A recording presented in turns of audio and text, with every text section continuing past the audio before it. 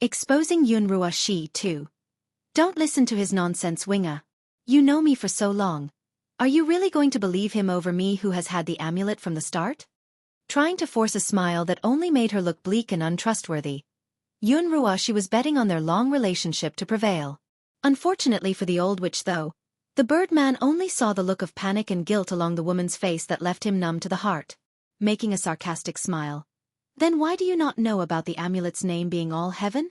This, stumped for a proper answer, she bites her lip and forces the excuse. That's because the name is not true, it's something he made up. Winger, you must believe me. I am your benefactor and the one who saved you from that darkness. You said you will protect me forever in this life, did you not? No longer rippling with emotions, nor wanting to explode in rage, Winger only felt a cold chill run down his spine at what was now the absolute truth. The light.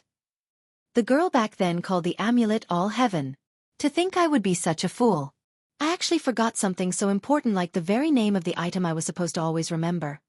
Otherwise, he wouldn't have been fooled to such an extent by this Yunrua Shi either. Closing his eyes in pain, Winga began to go over the many years of humiliation he suffered at the hands of this deceitful old witch. He also doubted why such a kind girl would become so cruel to the point where he didn't want to recognize each other at first. However, Yunrua Shi's explanation gave him a flicker of hope for change at the time.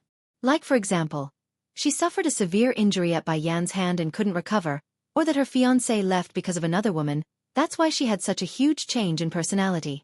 It all made sense at first, but looking back at it now. Talk about laughable, truly laughable for anyone to ever believe that nonsense. Stumbling back as she sloppily tries to gain some distance, Yunrua Shi now knew what foolishness meant as she fixed onto the once loyal dog. What did you say? I said, this amulet is called All Heaven. The girl who saved me back then told me this personally.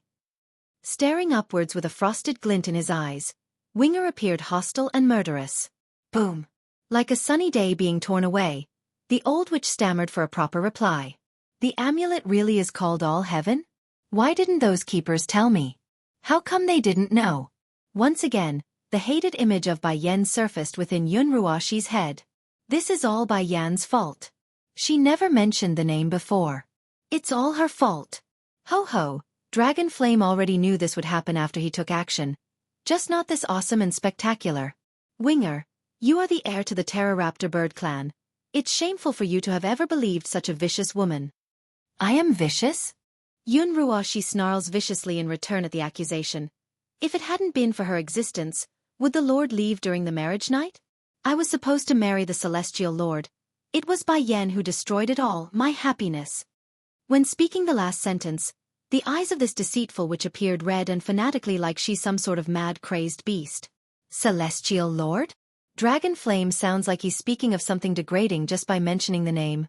What the heck is that? Don't tell me you're claiming the queen is in love with your whatever lord and stole him away? Oh God, how stupid do you have to be in the head? Compared to my king who rules all of demonkind, your love interest is laughable in comparison. I bet you don't even have the heart of your celestial lord to begin with. That's why he left on his own. You! Pointing her finger out at the old goat in utter rage. Bai Yan have always been a vicious person.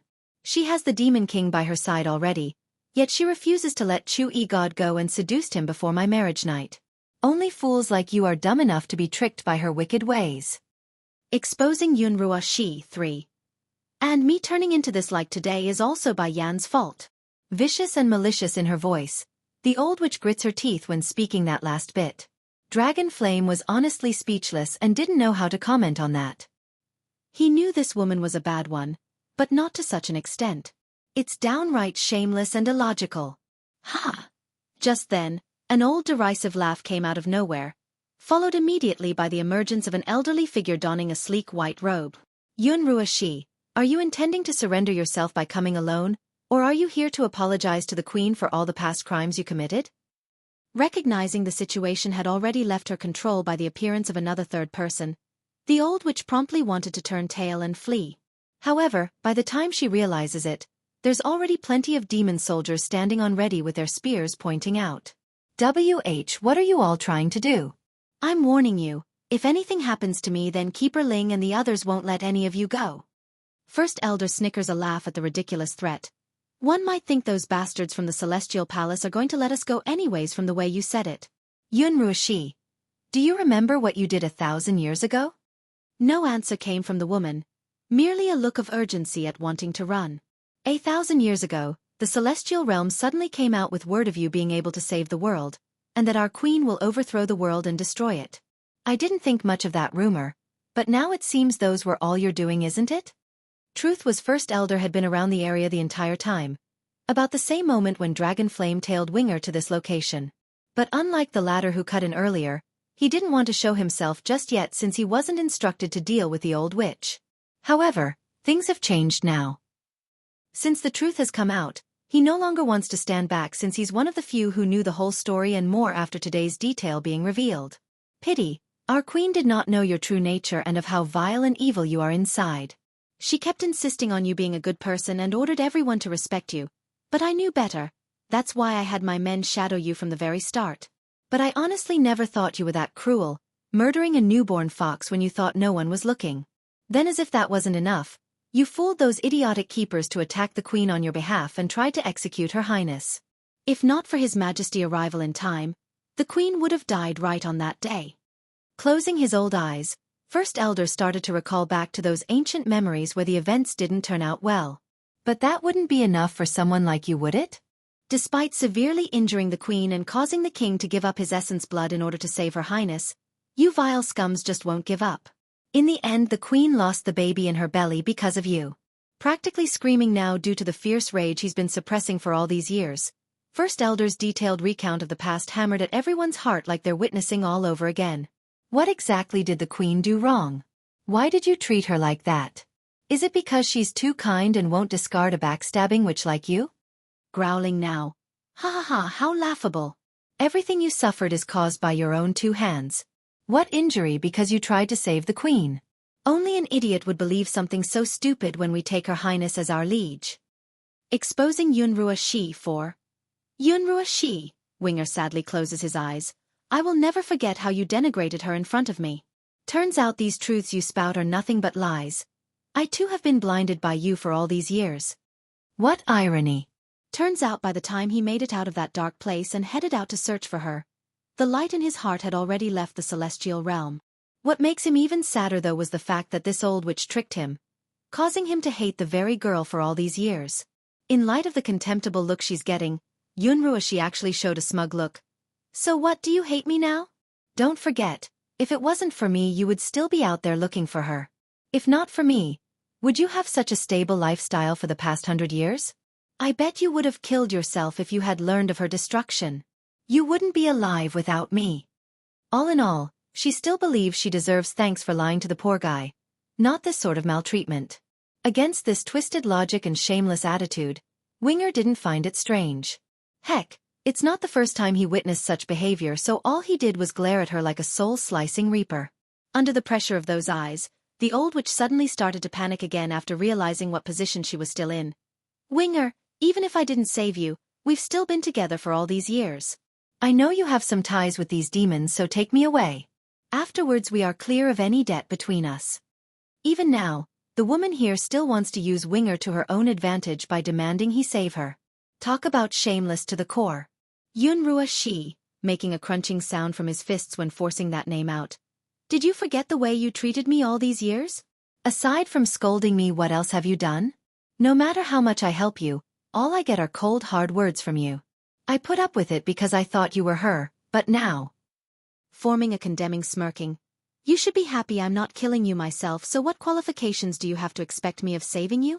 No one could possibly understand the level of pain he felt on the moment he discovered Yunruoshi wasn't the real one. It's enough to send the weaker-minded into insanity. That's how intense those emotions were. You can't kill me. The old witch cries out in fright. Keeper Ling and the others won't let you do this, they will come save me. First Elder was done listening to the rambles of this insane woman. Ignoring the struggling witch, he reaches out with his hand and ripped the moon amulet right off her neck with a swipe. No. This can't happen. I can't lose the amulet. A look of desperation gripped Yunruoshi's face upon touching her own neck. Give that back. Give it back. Without a care for her own safety now, she madly rushes the elder in an attempt to retrieve said item. Unfortunately, This woman clearly doesn't know her own ability and challenged someone she shouldn't have. Following a heavy huff from First Elder and a wave of his sleeve, the shameless and vile witch was instantly repelled several meters into the air, landing only after slamming into the ground and causing a massive outpour of blood from her mouth. The amulet is mine. Bai Yan gave it to me, so it's mine. How dare these people steal my thing? Exposing Yunrua Shi 5. First Elder, what should we do with this woman now? Dragon Flame asks with a frown along his face. Faint and unemotional in his reply, First Elder's gaze showed he was looking at nothing more than a piece of garbage. The queen's stuff is back in our hands now, so there's no reason to keep her alive. Make sure she suffers a lot for what she did. I don't want to make it too pleasing. Yunrua Shi had just finished climbing back up to flee again when she overheard that statement. Immediately, a look of horror filled that face. These people. They really want to kill me? No. She cries instinctively. I don't want to die. Stumbling back to gain space, tears filled that face to make her all the more pitiful. If it were those from the Celestial Palace, they would surely take notice and lend a hand. However, these were members of the demon realm. Even if the soldiers here didn't witness the events of the past in person, they could still imagine the heart-wrenching scenes based on the details they got today. Since you like to act all pitiful so much, then I will make sure you can't ever do it again. Swish! Following a casual wave of his hand, a sword swiftly flashed across Yunrua Shi's face.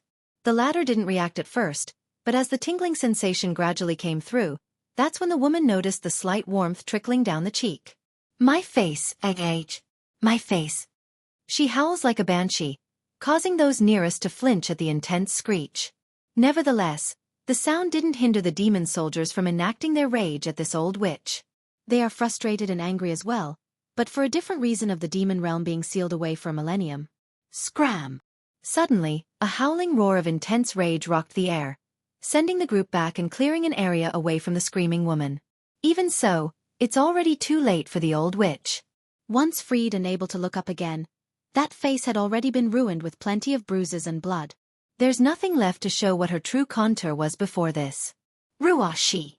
Keeper Ling went red in the eyes after finding the terrible state the old witch was in. How are you, Rua Shi? Answer me quickly. Looking up in a dazed-like manner due to how much hurt she suffered. Keeper Ling, are you here to save me? I have come, Rua Shi. I'm sorry for being so late. Don't be afraid. Now that I'm here, no one can hurt you. Flashing a cold frosted glint in those old eyes towards the demons. They can't do anything to you, and sooner or later, I will make them pay. Going quiet for a few seconds, the old witch simply stared upwards before breaking out into a miserable cry of agonizing pain. Keeper Ling. Healer, you wants to kill me, so I got scared and fled out here. I didn't want to die before being able to save the world, but during my escape, these demons caught me halfway, and that's when I met this man. That said, she points to Winger. He snatched my amulet away, then shamelessly claimed it belongs to Bai Yan. I wanted to take it back, but then they tried to kill me. Growing increasingly irate along the face after finding the missing amulet along the girl's neck. Bai Yan is a traitor to humanity, so how can she be worthy of holding the amulet? They're only jealous of you and wants to steal what's yours. Don't worry, they can never do that because it's your destiny to own it. Exposing Yunrua Shi 6. What you said there is good. First Elder snickers derisively at his faux sentence. What belongs to others can never be stolen. Ha ha ha. Letting go of the girl, Keeper Ling returns with a mocking sneer of his own that radiated danger. Then we're of the same opinion. I'm here today to overturn the demon realm. If you demons are willing to return the amulet, then perhaps I will let you die swiftly instead of suffering. Otherwise, the fate awaiting you all will be worse than death itself. Retracting his smile, First Elder also got serious along the face. Do you think you scums of the Celestial Palace really have the ability to overcome us from the demon realm? If it wasn't for you lot scheming against our king back then, something like sealing our realm never would have happened, let alone letting you bastards climb above our heads for so long. Oh, is that so? Keeper Ling snickers again in a contemptible manner like he thought otherwise. Then I will let you know what true power is. I did not want to use this, but you've left me no other way. 1,000 years ago, the keepers as a whole all knew there would come a time where the great calamity would arrive. In order to combat this threat to the world while Yunrua Shi couldn't cultivate or grow, they secretly hid away a certain power within their arsenals and never used it even during their clash with the demons. But now with the ever-rising threat of Di Tsong and his followers, This old grumpy keeper knew its time. Closing his old eyes, Keeper Ling took a moment to gather his breath before opening them again to reveal a gaze that's as sharp as a blade. Where's the Demon King? Is Di Tsong such a coward that he wouldn't dare show his face after murdering one of my own? The comment definitely made the demons gathered here turn very ugly, but as soon as Dragon Flame wanted to retort, that's when an overwhelming force came down from the sky and covered the entire landscape in a layer of strength. For Yun Ruoxi, who was immediately caught by the sudden appearance of Di Tsong, this would be the first time she's meeting this man again after 1,000 years. Even if she already had Xueqi God in her heart, the woman couldn't deny her heart fantasied of being wooed by such a powerful man. It's also one of the main reasons she hated Bai Yen so much and persuaded the keepers to attack the demon realm. She's jealous. The story actually went like this. On one of the days she secretly followed her former friend to an unknown location. Yun Ruoxi saw how Di Tsong would pester Bai Yen like a shameless dog in order to win her heart. She wanted to feel the same way, be wanted and cherished like a queen. However, nobody acted that way around her due to her lackluster origin and talent. Eventually that jealousy evolved into hatred, causing this old witch to report the incident to Keeper Ling and starting the whole war between the two realms. Demon City's Incident 1. Recalling back to all the different kinds of treatments in the past, Yun Ruoxi's eyes once again firmed up and showed the vicious side to her nature. She's unwilling to go back to that feeble existence, nor be reduced to an unwanted person like in the past. I hear you are here to make trouble for me? Cool and unemotional, Di Tsong gazes down at the foe and asks with a contemptible glare. Huffing a grunt to shirk off the pressure, Keeper Ling doesn't seem fazed though. I'm not here to make trouble for you, I'm here to kill you. As soon as this grumpy elder finished saying that, a long sword immediately materializes from his sleeve and instantly stabs down at the ground, releasing a huge amount of power in doing so. Boom! The floor rumbles, shattering along in veins like a roaring lion, only to be followed swiftly by the constant hammering of electric might from the sky. Then, as if instructed, one of the lightning strikes down and aims directly for the Demon King's head in a devastating fashion. Di Tsong evaded with ease, of course, using his incredible speed, but that didn't mean the same for some of the less fortunate demon soldiers that could do nothing to save themselves. They were incinerated, destroyed until nothing but a giant crater remained to indicate they ever existed. This, Winger mutters with rigid stiffness after seeing this. Why are these powers so similar to the ones hunting me? Where did the keepers get such a power?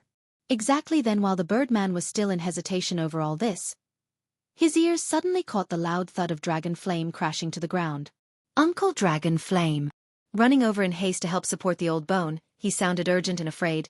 Uncle Dragon Flame, I'm sorry, I'm so sorry. It's all my fault this happened, it's all my fault. If it weren't for me, Yun Ruoxi wouldn't be attracted to this place, nor would Uncle Dragon Flame suffer such a severe injury at the hands of that Keeper Ling Winger.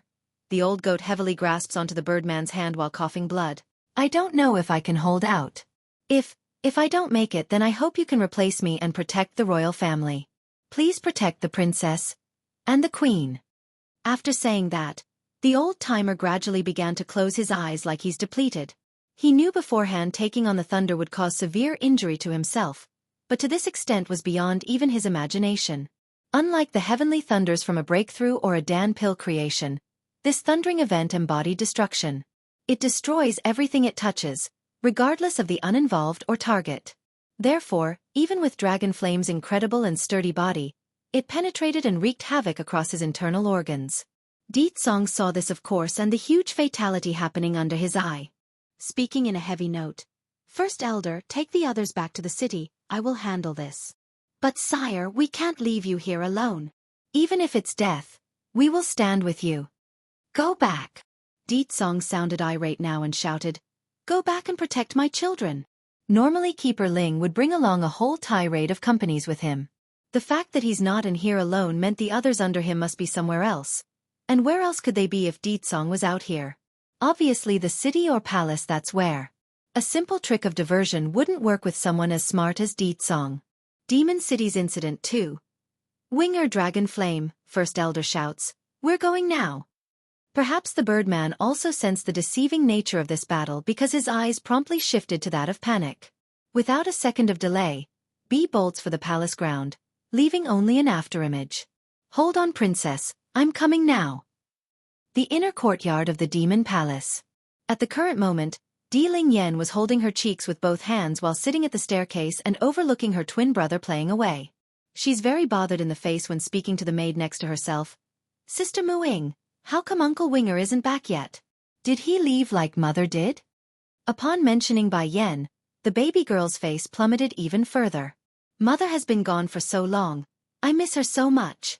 Muing the loyal maid wanted to give her a huge hug at this troubled face but didn't out of respect and loyalty. Princess, please don't worry, Winger will certainly return to us, the same as Her Highness will. Oh, obviously not fully believing her words, Di Lingyan didn't argue and instead gathered her spirit to play. However, that's when an anxious and hurried-looking soldier came running over to report. Your Highness, we've got trouble on our hand. The bastards from the Celestial Palace are attacking us here. You must run away. What? Mu Ying's face changed a greater shade of white at the terrible news. The king had just left the palace and they're attacking? How did they know the king is away right now? Gritting her teeth, the maid didn't think twice and picked up the princess in preparation to flee. She promised Bai Yen to protect the baby girl at all cost, even if that meant her own life. Yet, fleeing wasn't exactly in the dictionary of Di Lingyan's mind right now. Scanning with her big bright eyes at the surrounding area. Where's my father? His Majesty already went to fight the enemy. Please, you must flee, princess. The soldier cries out again, his face growing more dire by the second. Will father be in danger? I want to leave with father. Biting her lower lip, the baby girl almost sounded pleading now. You must go now, Ling Yan. It's then Di Jin Tian, the little glutton, steps in, pushing his twin sister away. Sister Muing, you take my sister and go now, that's an order. But Prince, you need to come too. Muing also got anxious and tried to reach out with her remaining free hand to lift the boy. Slapping it away with his chubby fingers like a proper man does, Di Jin Tian puffs up his little chest to make himself look bigger than he was. I am the older brother and a man, so I have to protect my sister. If I escape, then those bad people will find us. When they do, they will surely know of Ling Yan's existence and not let go. Though the little glutton didn't quite express his meaning in a detailed manner, it's more than enough for Muing to understand.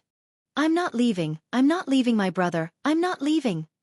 Cry as she might, the baby girl simply didn't have the strength to wrestle out of her maid's arms. You are a man, but I am also a woman. I am not afraid. I don't want to leave you. She continues to make her case to no avail. Seeing the increasing delay, the soldier who first came to bring the message couldn't take it anymore and urged the maid to make a decision. And sure enough, Muing did and handed the crying princess over to the demon soldier's own dismay. You leave with the princess first. I'll stay behind to protect the little prince. Finding only a dumbfounded face from the other side, the maid roars out in order to snap the soldier out of the stupor. Go! Moments later, the image of the messenger was gone with his precious crying cargo in arm. There's no doubt this individual would stake his life on the line in order to ward the princess from all harm, but it's another question on whether he could achieve such a feat with his feeble abilities. Prince, are you afraid? Demon City's Incident 3. I'm afraid. Jin Tian may have kept up a good appearance initially, but he's still only just a child. Once his twin sister was out of sight, he promptly lowered his mouth into a timid frown as beads of tears rolled down his cheek. But Big Brother said I must protect my sister. Those bad people want to take her away, so I must stay and protect her. Muing naturally knows the little glutton's choice was the right one, so she didn't object to him staying. For the bastards from the Celestial Palace, their information remains limited and doesn't know if Bai Yen gave birth to a girl or a boy. If she really did take both children and ran, it would surely cause a huge mess and they would search everywhere. By then it would be impossible to hide Di Lingyan's existence. Don't worry, Highness, even if it costs me my life, I will ensure your safety. Firm along the face, the maid meant it and held no hesitation. Sister Muing, will father and everyone come save us? And uncle? Uncle left home to find mother. If uncle was here, then I wouldn't need to fear those bad people. They will, they definitely will. Soft in her voice, Muing wants to comfort the baby boy some more when the worst-case scenario occurred. The attackers have arrived at the compound and has surrounded them. Seeing all these ferocious and glaring looks coming his way, Jin Tian instinctively hid behind Muing. It's obvious he's scared right now. This should be the son of that demon king. A man in charge of this attacking force snickers a grin before waving the others to move. Take the boy and tie him up. Let's see if that demon king will disobey us afterwards once we take his son. Keeper Ling never gave up on having Di Tsong's daughter. Even if it's not from Bai Yan's belly, the old bastard still intends to force the issue even if it meant him going at it with another woman. That's how this idea came into existence. By kidnapping Jin Tian, Keeper Ling could then force him to have another baby. Sweaty across his little hands, Jin Tian remains stubborn in the face when speaking. I'm not going to be taken by you bad people. You lot bullied my father. I won't let you people get away with it. The man snorts at the pointless threat. Your father and mother did not listen to our persuasion, that's why they deserve what's coming. You as their son should act better and think of the big picture. What's a simple daughter compared to the whole wide world? They can always make more. Swish! As soon as his words came forward, a small contingent of the attackers had begun to move without further order. Mu Ying saw this of course and hurried to meet the kidnappers with her blade. Thankfully this mission only came with some weaklings led by a couple of high divines. Otherwise the loyal maid would never be able to contend with a powerful keeper in their fray. Even so, as middle divine, stalling for time remains a difficult task for the woman who has to fight multiple targets at once. Di Lingyan's Fury 1. PFF. Suddenly, a strong gush of wind came flying over, slamming right into Mu Ying's shoulder and blasting her backwards from the impact. Blood came pouring out of her mouth as a result of the injury. Sister Mu Ying. Getting all teary along the face after seeing how the maid tried to protect himself, Jin Tian tightens up his lips and asked, "Are you hurt? Is it painful?" The loyal maid didn't falter though in light of the huge disadvantage she faces. Rather, she's only feeling warmth circulating across her veins right now. From the very beginning, the prince and princess has never once treated her or any palace attendants as servants or anything beneath themselves. So, how could she cower when the time has come to show her mettle? Ignoring the stinging pain, she rushes at the crowd once again, leaving a trail of blood in her wake. There's incredible strength in her eyes right now. At the same time as well, the palace guard who left earlier with Di Lingyan in arm was about to make it past the palace gates when they bumped into a crazy-looking figure. Going bright at the sight of the baby girl, the crazy old coot that was once the strongest keeper spoke with glee in his voice. "Good Lingyan, I was just about to go find you to play." "Ha! What's the matter? Why are you crying?" Since Bai Yan left, the old coot has done nothing but either playing with the kids or running off by himself to the back mountains for some rest, hence his belated arrival. Crying even harder now over the question. "Great-grandpapa, please go save Jin Tian. Uwu, please hurry and save second brother." Not dilly-dally at all, the old coot gets all serious in the face after seeing how terribly sad the girl was. "Where is Jin Tian? Did something happen to him?" "Second brother is in the backyard. A group of bad people barged into the palace and wants to capture him. I wanted to stay too, but second brother won't let me and said I must flee. Please hurry before they take him away." What? Mad and crazy as he was in the head, the old coot had enough sanity left in him to know what the consequences are if someone intends to kidnap the little glutton. Flaring up with rage. "Which asshole dares to kidnap my good little boy? Don't worry Ling Yan, your great-grandpapa here will go deal with those assholes right now."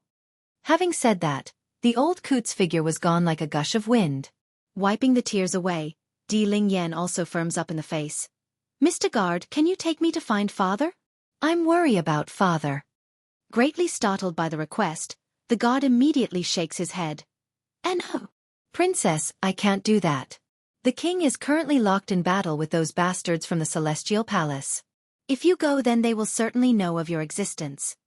Hanging her head after hearing that. "But the one they want to take is me.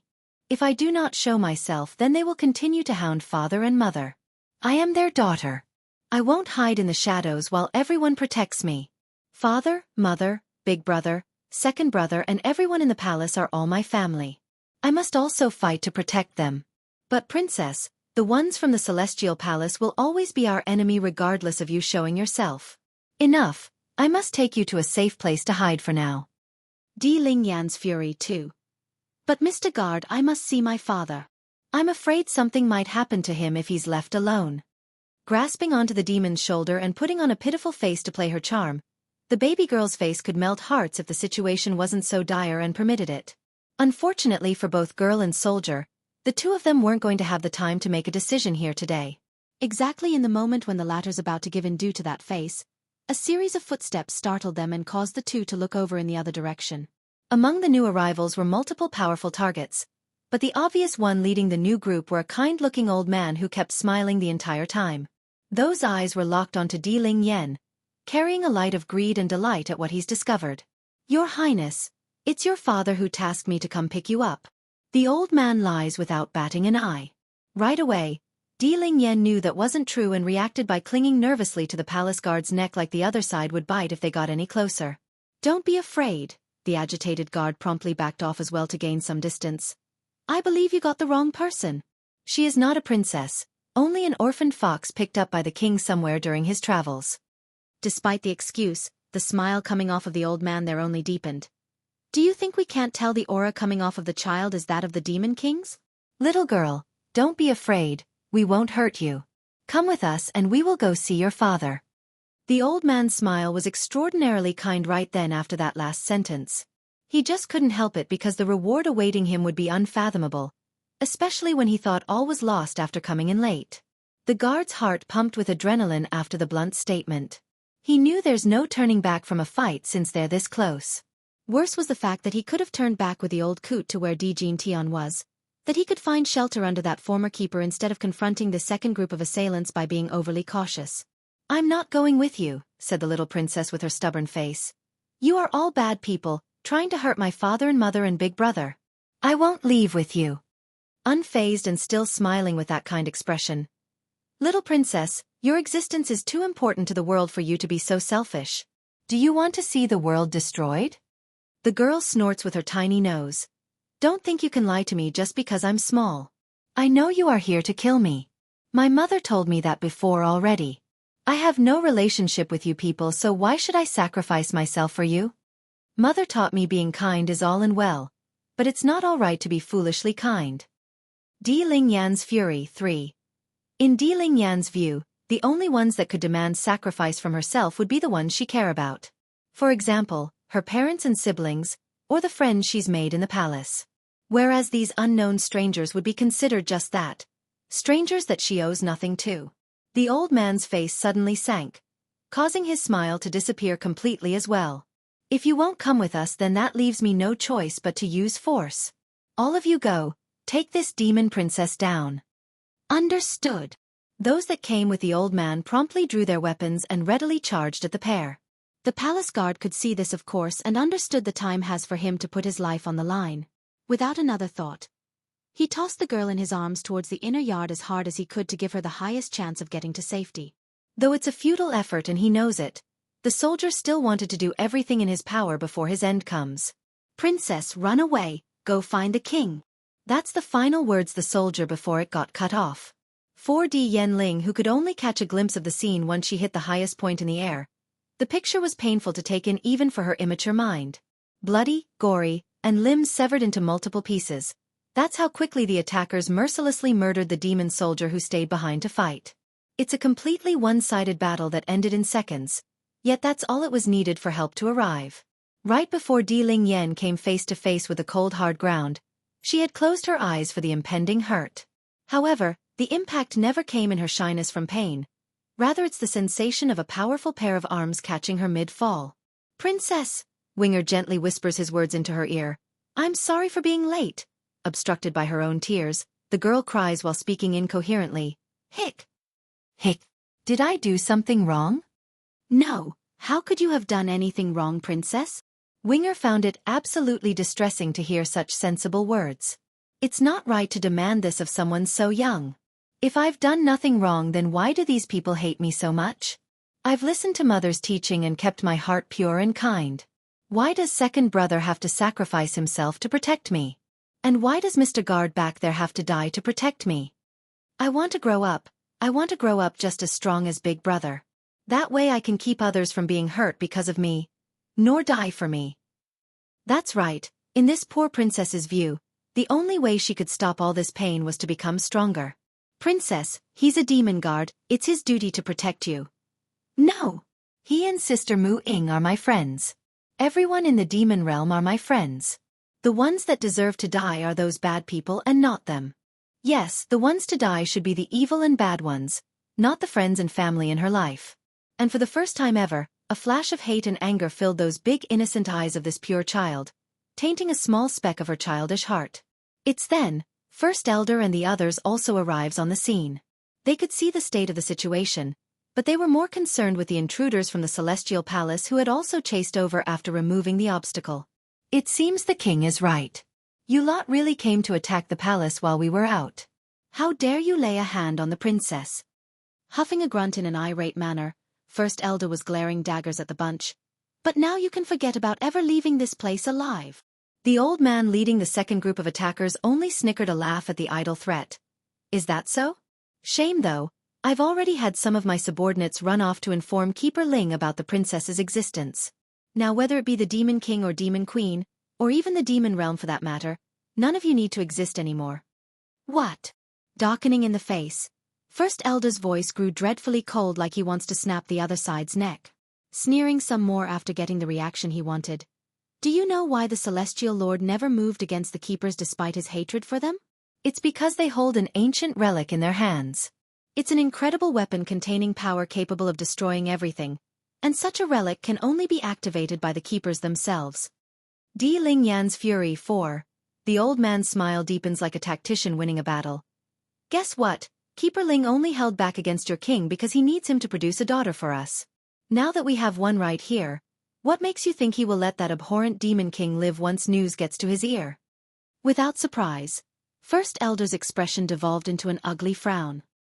He's all too aware of what the other fellow was implicating by that threat. The power from that strange lightning caused by the sword from earlier still left his heart trembling with fright. It's overwhelmingly powerful and destructive to the point where even he has to watch out from being struck head-on. Clenching his fist until it's slightly shaking. Don't look down on the king of the demon realm.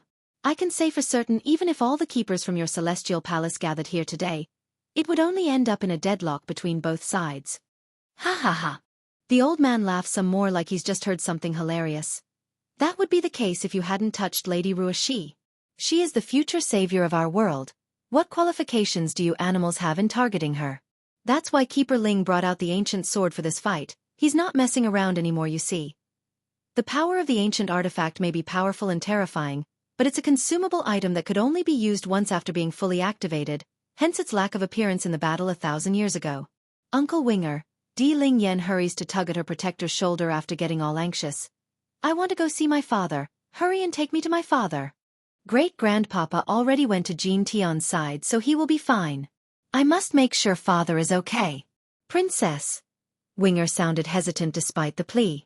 Unbeknownst to everyone else, that lightning from earlier was practically the same power that's been hunting him for all these years. Imagine hiding for all your life from a nightmare, and now you're being asked to confront said nightmare. Who wouldn't be scared? Nevertheless, once he took another look at the baby girl in his arms and that tearful face, the Birdman just couldn't refuse. Nodding his head with a firm light. Okay, I'll take you to him. Even if I have to risk my life at being discovered, I must go. I owe it to the queen. I can't repay the debt to her now, that leaves her daughter the princess. Back over in the Holy Dragon Mountain. Bai Yan has been continuing to trek through the thick shrubberies when her temple ached with a throbbing pain, causing the woman to stare up into the sky with a frown. Mother, is something wrong? Noticing the oddity, Bai Xiachen quickly asks with his curious face. Gripping her chest like something's wrong, Xiachen, we need to hurry and find a way out. I fear something might have happened back home. How can this be? Di Tsong is watching over the demon city. There's no way something can happen while he's there. Am I overthinking this? Yen, look. Emily Shang, the young man, suddenly calls out from the front, his voice sounding surprised by what he's pointing at. Looking over as instructed, Bai Yan too was surprised by the scene. It's a huge lake of icy blue color which reflected the sky like a crystal mirror. Dragon Spirit Lake. Molly the winged piggy promptly jumped out of his master's arm and started to flap his wings excitedly. Hurry, Queen Mother, we need to put Dragony into the lake. The lake water will help her wake up. Despite her own woes about a strange lake that seems to appear out of nowhere, Bai Yan wasn't going to doubt the little fella's decision. From the very beginning, this piggy has done nothing but look out for her goddaughter with no indication of that ever changing. Di Ling Yan's fury 5. Originally this cold lake should have been enough to turn any person into a greenish hue due to the insane low temp, but as Bai Yan slowly placed the girl into the water, What came of it was nothing short of serene. There's a little bit of flush red filling Dragonie's face, making her look like someone that's peacefully asleep. Do you feel it as well? Bai Yan turns to Emo Li Shang, the young man, after checking the air. The atmosphere here is very thick with spiritual energy. It's a suitable location for training. The young man nods in agreement. Indeed. Unfortunately, I don't have time to train here now. Let's look around first. There's bound to be a way out of this place. The panic and unease have grown much stronger by this point, making the woman more urgent to return to her husband's side. Okay. Sensing the tension as well, Emo Li Shang didn't dally around and quickly began the search. It's then, something up ahead caught their eye that seems to appear out of nowhere. Standing at a person's height was a monument with several words etched along the surface. To break is a demi-divine lord. Demi-divine lord? What does that mean? Mother, Bai Xiachen tugs at Bai Yan's hand. This monument says demi-divine lord. Does that mean we need to break this monument with a demi-divine lord? Does that mean we can leave after we break it? A shudder breaks into Bai Yan's heart, causing her hands to clench into a ball in the process. But how can I spare the time to advance into the demi-divine lord level? The city is under attack and I'm supposed to sit here and train? Making an extremely frustrated face. Why? Why must I fall into this forsaken place at this time? Why does the city have to be attacked while I'm away? I can't do this. I must return to Ditsong's side right now. Bang! Not hesitating, Bai Yan throws a heavy punch at the monument. The force used could crush a rock, but instead of showing a single crack, the recoiling force from the impact actually bounced her back to the ground. Mother! Greatly startled by the turn of event, Bai Xiachen didn't think twice and threw himself to her side. Mother, you will be hurt if you continue to hit it. I don't want you to be hurt. It's okay, son. Move aside and let me do this. We can't stay here and continue this endless wait while your father is in danger. Climbing up again, Bai Yan pummels her fist for a second time and roused a similar outcome. Not conceding, the attack continued, only to repeat itself time and time again. Eventually blood came seeping out of the woman's messed up fingers that had clearly been scratched to the point of showing bones at some point. Demi-divine lord, why is it only a demi-divine lord that can break this? I refuse to believe that's the only way. Even if I'm only at the high divine stage, I will break this blasted rock. No one can stop me from going back to Ditsong's side, let alone a monument in this forsaken place. Yen. Emo Li Shang sounded distressed now, especially when his gaze fell upon the female's hand. He wants to stop her from doing this, of course, but against that strong level of determination, he just couldn't bring himself to do it. Moreover, he's far too aware of how much Bai Yan loves Ditsong. To ask his friend there to stay put and train patiently would be equivalent of killing her while the husband was in danger. Very soon, a trickle of blood came trickling down the woman's lip due to the continuous recoiling force of her punches. She's at the point of sustaining an internal injury if she keeps this reckless assault up. Dragonie's father won. Click! From out of the blue, a crisp sound rang out from the study structure. It's a clear sound that echoed across the environment. Emo Li Shang was the first to react here, and he could see the cause of that sound. Right in front of his eye was a small tiny crack along the stone surface. Though it's hardly worthy to be called a crack, but it's more than enough to make him gawk. How can it be? That monument clearly said that only a demi-divine lord can break it. Yen is only at the high divine level. How did she manage to make a crack on it? For a while, the look self-doubt was all that was plastered along the young man's face. He's obviously having trouble believing his own eyes despite reality being in front of himself. Bai Yan, on the other hand, didn't let up though. She's unimpressed and continued to barrage the monument further and at increasing ferocity. Until, boom! Like a rocket making impact on its target, the structure suddenly exploded under the final punch from the woman's fist. She's expended after this achievement. Collapsing backwards like a wilting flower, Bai Yan's condition wasn't any better than the very thing she destroyed at this moment. Mother! Bai Xiachen cried out and dashed over to catch the falling body. The child wanted to do something to help elevate that pale complexion, but all he managed was a reckless frolicking of his arms in the air like a clueless dote that he was in these situations. Exactly like his old man. Mother!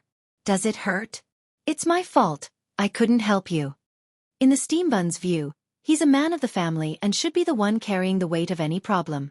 It didn't help his consciousness either when he saw those messed up fingers of Bai Yan's. I'm fine. She forcibly pulls herself back up from the ground and scans the area for change.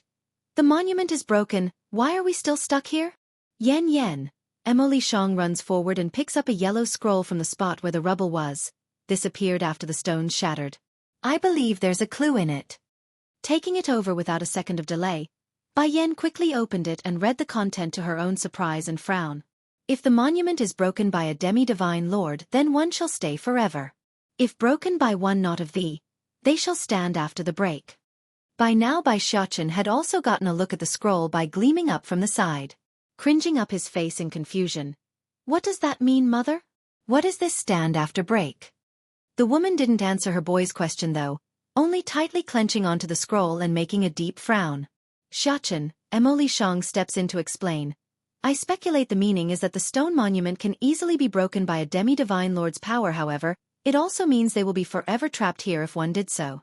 Respectively, those that are beneath said level like your mother may not have an easy time breaking the monument, but it's possible and it's the key to our escape from this place.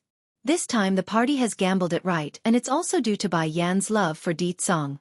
If not for that powerful emotion, they might have really stayed to do as the word said. By then they really would have been trapped for good. Dragonie's father too. Is that so? Bai Xiaochen nods like he's enlightened now before turning back to Bai Yan. But then why is mother ignoring me?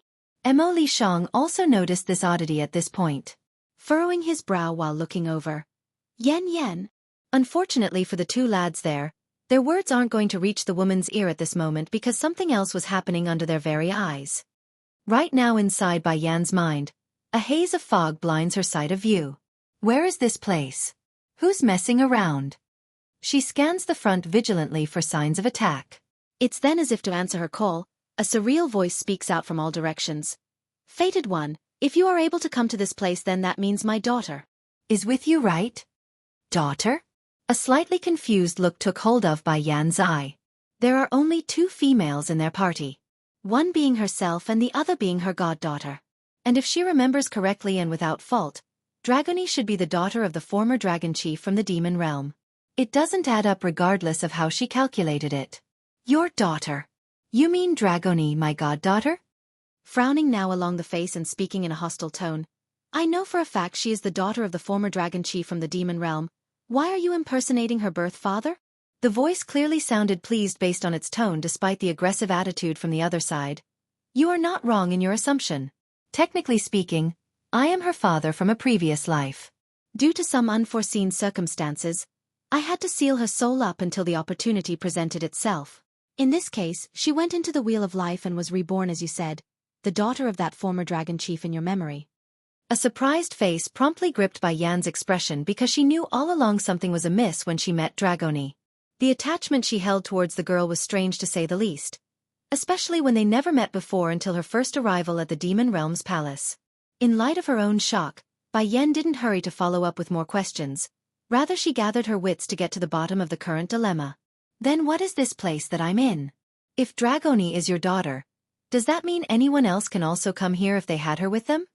No, the voice sounded faint and distant. That is not the case.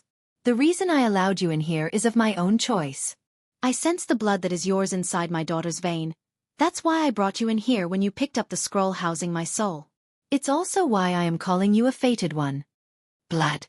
He must be referring to the essence blood I used to save Dragonie. To think the reason why I wound up here is because of that. I'm assuming you didn't summon us in here just to recognize your daughter, is it? There must be another reason as well. Perhaps it's due to the voice's relationship to her own goddaughter, but Bai Yan's tone also softened up when searching the area for signs of the source. You don't have to look for me. I won't come out with my current appearance. It will certainly frighten you if I did so after going through that event. Furthermore, I can't either even if I wanted to because my continued existence can only be prolonged by staying within the scroll. So, I will have to bother you to keep watch over my daughter in the future. Event? What event are you talking about? You're too weak the way you are to ask for that detail. Fated one, there are things in this world that aren't fit for the weak to know. Secondly, I didn't summon you into the world of the scroll for such talks. I'm here to give you an aiding push. Immediately, Bai Yan's forehead had cringed up into a knot after hearing his intentions. She was just wondering if the so-called event was related to the calamity that's being mentioned by the Celestial Palace, but to be told she's going to get help from a stranger's voice? Now that's something she never expected. Dragonie's father 3. How can you help me? I will give you the rest of my strength to help you advance into further heights. Afterwards I will return to my slumber. But my daughter. I will have to bother you to keep caring for her in the future with the power I give you. Boom. Just when Bai Yan wanted to open her mouth, a stinging sensation suddenly filled her head and made the woman flinch. Before she knew it, an outside force bordered on the line of invasiveness entered her veins and gathered into the meridian. My daughter hasn't woken up yet, so you can put her in this place for a while. No one can step foot here, she's safe, and the flying pig around you. Let him stay and look after my daughter too. Oh, and your son is quite good from the way I see it. If later on he can cope with the upcoming changes, then I will promise him my daughter. As icing on the cake, there's also a demon sealed within the ice lake here. If your son ever gets strong enough to reach the demi-divine lord level, have him come possession of it. For a moment, Bai Yan wanted to smack herself to see if this was real. Why does Dragonie's father sound like a market madam that's constantly yapping away without end, long-winded and endless jibbery-jabby? But why a demi-divine lord? Is there a reason for that? Because that place can only be reached if one is a demi-divine lord. In the voice's view, this was the only gift he could offer outside of the power he's going to give her. For saving Dragonie's life, and for allowing himself to meet his precious daughter again. You can rest assured, tightening up her hands in a firm manner. No matter what happens, I will not abandon Dragonie. She is like family to me. I won't abandon family. I believe you. How could he not believe Bai Yan? A human woman who would take her own essence blood out for a demon. That's something he's never heard of during his period alive. I also want to ask one last question. How do I get out of this place? The voice didn't hesitate and answered right away like he expected it. That's easy, you couldn't leave before because I wanted you to come here. Now that I've met you, the obstacle will naturally clear out on its own if you continue to walk down the mountain path. After saying this sentence, the strange presence simply disappeared. Bai Yan understood why, of course. Without energy to support his own soul, the voice was bound to fall back into slumber until it regenerates enough to function. The issue was when? Days, months, or years? Unaware of how long the time has passed in her current state, Bai Yan's body had started to tremble excessively due to the surging power from within. She never experienced such force before, which felt like it's going to make her flesh burst. Even so, the mind was the key here. As long as she's able to overcome the mental and spiritual test provided by being fast-tracked in her growth, the power would be hers to wield. Mother, Bai Xiaochen asks again from the real world, what's wrong? Why are you ignoring me? And suddenly making a breakthrough? And 2 stages in a row? Directly from a bottom divine to a high divine? As if to answer his call, Bai Yan suddenly moves again. Reaching out with her hand, she rubs the boy's head in a soothing motion. Don't worry, Xiaochen, I only met Dragonie's father just now. This place is also made by him. Dragonie's father? The steam bun lights up in the face. But isn't she the daughter of the former dragon chief? How did you meet him? Well, it's a difficult thing to explain, but everyone has a past life, right? This father is one of Dragonie's past father, and not the one you know of. Dragonie's father Bai Xiaochen makes a face like he's enlightened. Now I understand, mother. So, what did Dragonie's father say? Smirking mischievously, Bai Yan throws the bomb down like a sly fox. He said to betroth Dragonie to you. Emo Li Shang instantly started to cough like he's been hit in the stomach. How old are the kids? They're already talking about betrothal? And, it's done by the parents' own mouth? Then as if recalling something, the young lad slowly sneaked a peek to the winged piggy next to himself. He wanted to find if there's any change in the little fella's expression, but found none to his own relief. It seems I was overthinking the matter before. Molly only wants to protect the girl in the purest sense and not anything else. Mother, the steam bun gets unhappy and buries his frowning face into the woman's belly. I don't want a wife, I only want to stay by your side. Also, Dragonie is my sister. If me and her marry, then wouldn't that be considered incest? Bai Yan's face visibly twitched over the last bit. You're not blood-related, so it doesn't matter. You're still young, so you will understand this in the future. The boy merely tilted his head like a lost child, Will I really understand in the future? Then mother, how are we supposed to get out of here? Looking up to face the downward slope, Bai Yan makes a meaningful face. We need to continue down the path. This place won't stop us anymore. However, Dragony needs to stay here under her father's request, along with Moli to watch over her. Mo Li Shang was the first to react to that statement since it involved his companion. Making a reluctant glance to his little buddy. Okay, you stay and protect Dragony while she's asleep. Me and Yen Yen will leave together. Although the lad and his piggy companion did agree to split up before, but to actually have the pair go ahead with such an idea was still painful for the pair. Showing tears along his piggy face. Master, I will be sure to protect Dragony so you can be assured. Regarding this arrangement, Bai Yan didn't have any objections. In her view, there must be a reason why the voice insisted on the piggy to stay behind. Mother, doesn't it hurt? Bai Xiaochen carefully raises the woman's hand with a look of pain over the revealing bones. I will blow on it. Before you would always blow on my wound if I got hurt, so you will be fine too. That said, the boy promptly began to puff up his cheeks to give it a big huff of air like it would do something. Still hurt? Of course not, you silly, rubbing her son's head in a happy fashion. We will go back now. Your father and siblings are waiting for us. What needs to be done has been done on this account. Now all that leaves was to confront the enemies coming at them, and whatever fate holds for her and her husband, Bai Yan intends to meet it together. The sky above the demon city has already been shrouded in dark looming clouds. It's uncomfortably suffocating under the constant hammering roars of the thunder. Even so, a single figure remains standing with no fear in his eyes. Such a being exuded dominances and power.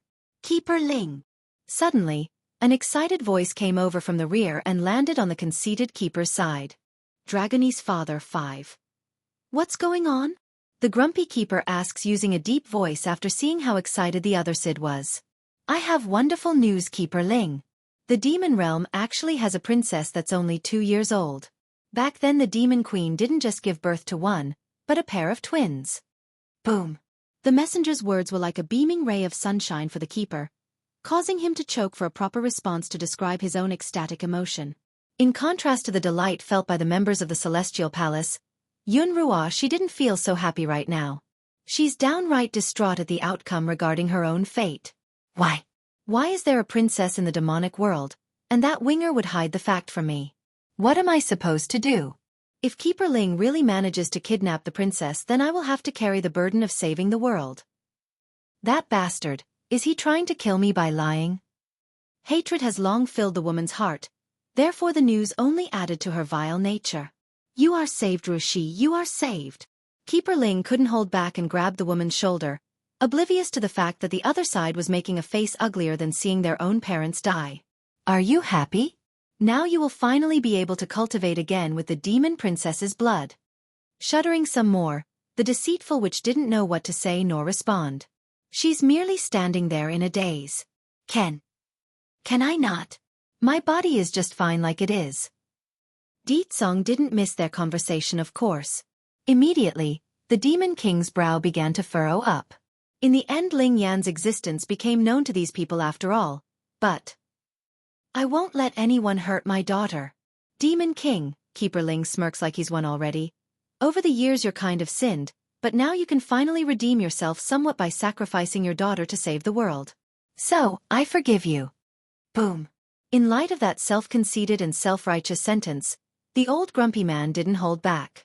Perhaps it's the fact he no longer had a use for Song, but the power coming out of the sword just increased by several folds, meaning the battlefield had spiraled out of the Demon King's control.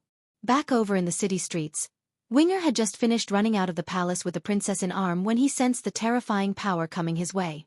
Without a second of hesitation, he whisked his sleeve towards the sky to fend off the lightning strike that was striking down in their spot. Bang! Puking blood from the impact, the Birdman went deathly pale as he gets forced back. Uncle Winger! Ling Yan burst into tears. Are you hurt? Dragony's father 6. Winger shook his head and warmly brought the girl in his arms closer for protection. Princess, I'm sorry, but I'm afraid it won't be easy for us to seek the king now. Ling Yan's eyes dimmed somewhat. She wanted to head to her father's side, but she also knows the act of dragging someone else into trouble was a wrong thing to do. Let me down, Uncle Winger. It's okay, you don't have to look down at me like that. I'm actually very tough and can take care of myself. The milky voice and strong determination sent the birdman trembling inside because he felt ashamed for being a coward. A full-grown adult couldn't even compare to a 2-year-old courage. What more does he need to say? Princess, I actually don't feel hurt at all from the lightning. It's no different from an itch. Here, I'll take you to the king. Even if that pain stung him deep into the bone, Winger won't allow the baby to go off on her own. It's his duty right now to protect her and his wish. Really? A puzzled expression came off of Di Ling Yen when looking up. I've seen mother take hits from a lightning. It hurts a lot. Don't worry, princess. That is not a thunderbolt, so it doesn't hurt. Would I lie to you? Look at my face. Does it look like someone that's hurt? Though palish in color, Winger's expression remains relaxed on the surface and even showed a slight smile to emphasize his point. Okay, Uncle Winger. I believe you. But first let me down, I can walk on my own. No, princess, we have to go to the king faster, so let me carry you. He tries to persuade her by speaking softly. Nodding over the suggestion since it's reasonable, Di Ling Yen didn't object.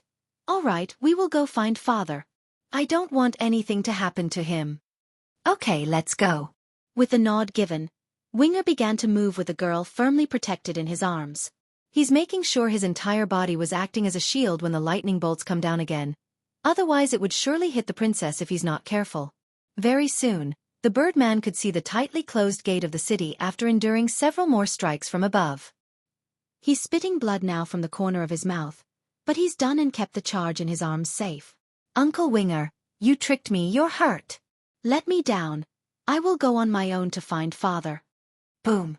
Only a meter away from the exit, Winger finally collapsed under the last blow from the sky.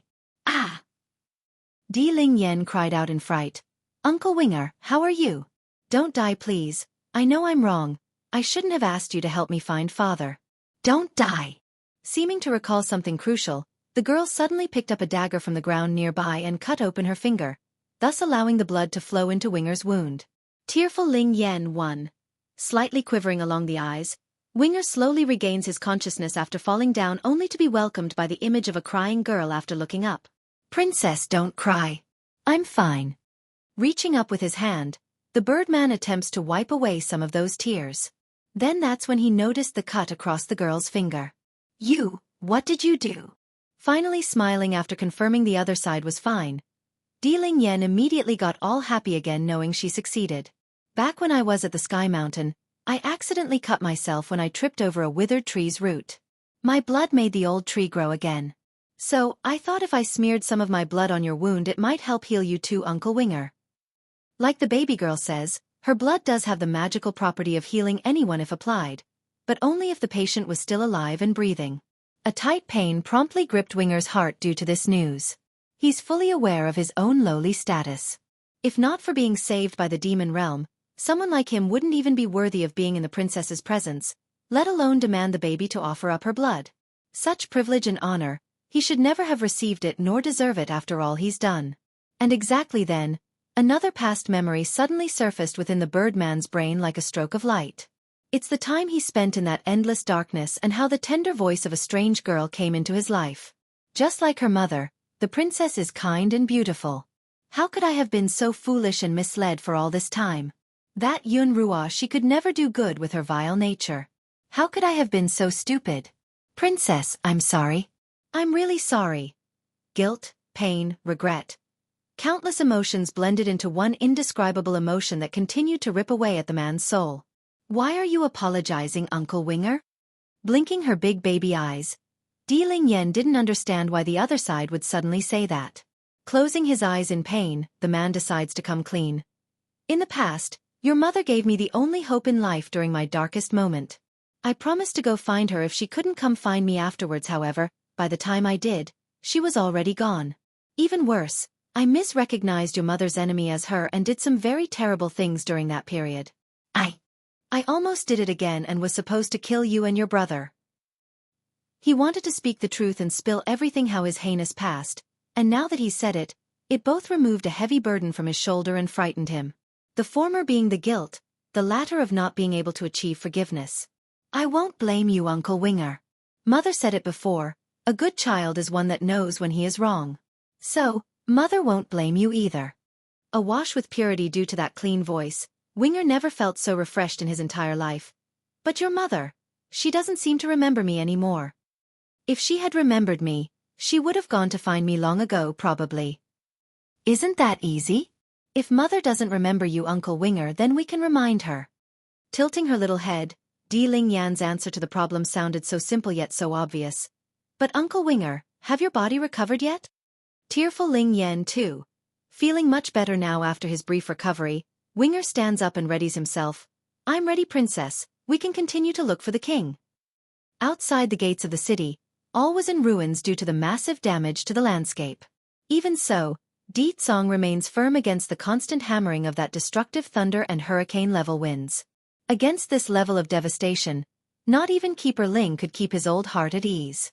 There's shock and there's fear plastered all over his face right now because he expected the battle to be over by now.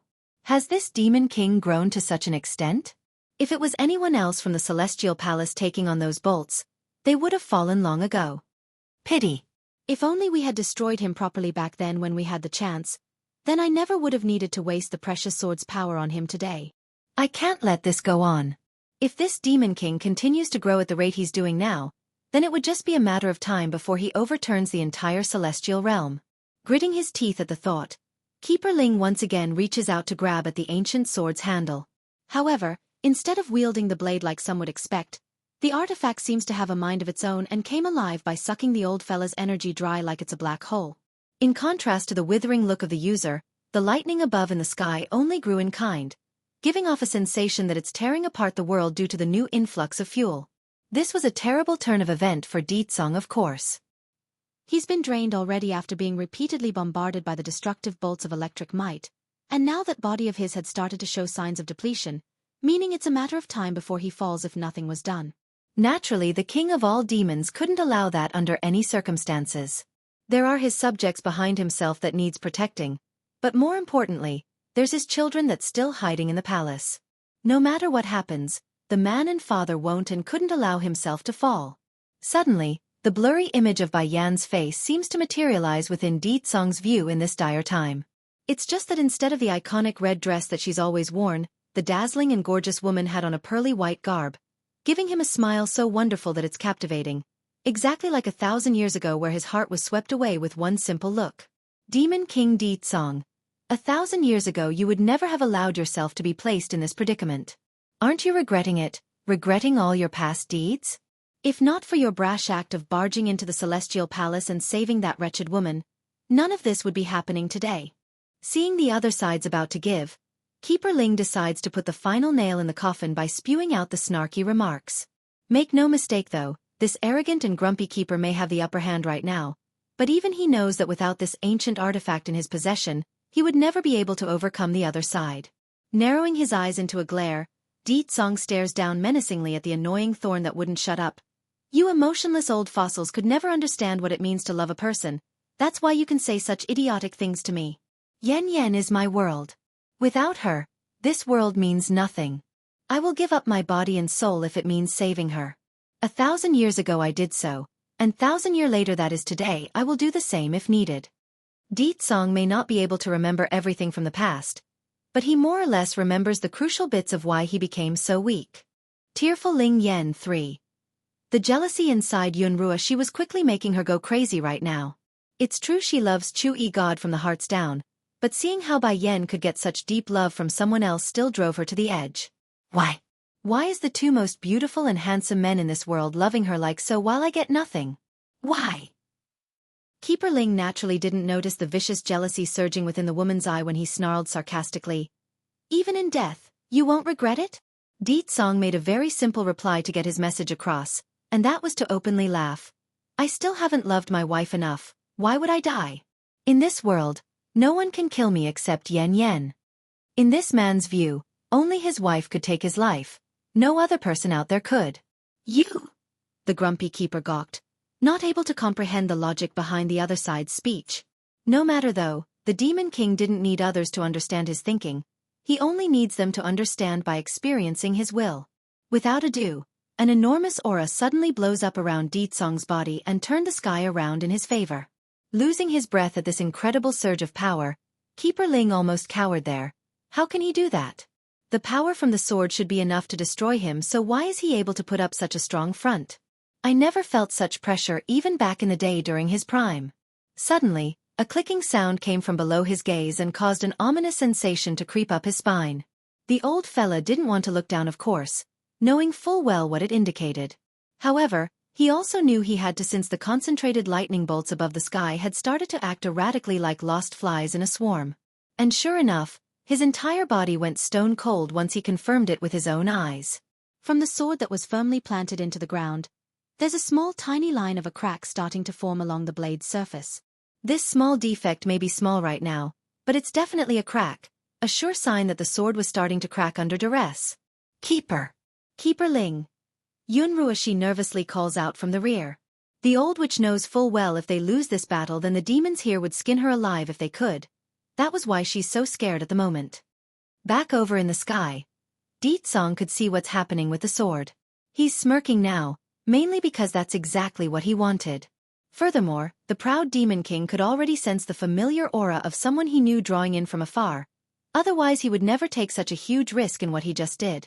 It's a double-edged sword. Failure means the death of him, but success meant the destruction of the main obstacle. Unfortunately, things wouldn't always pan out the way one deems it to be.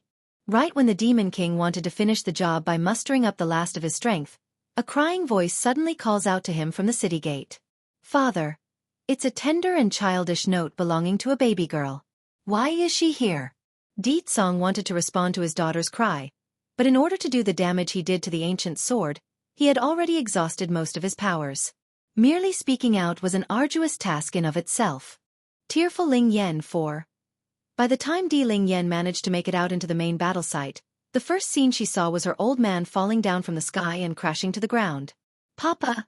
Immediately, the baby girl burst into tears and cried out, pushing herself to toddle unsteadily to the man's side.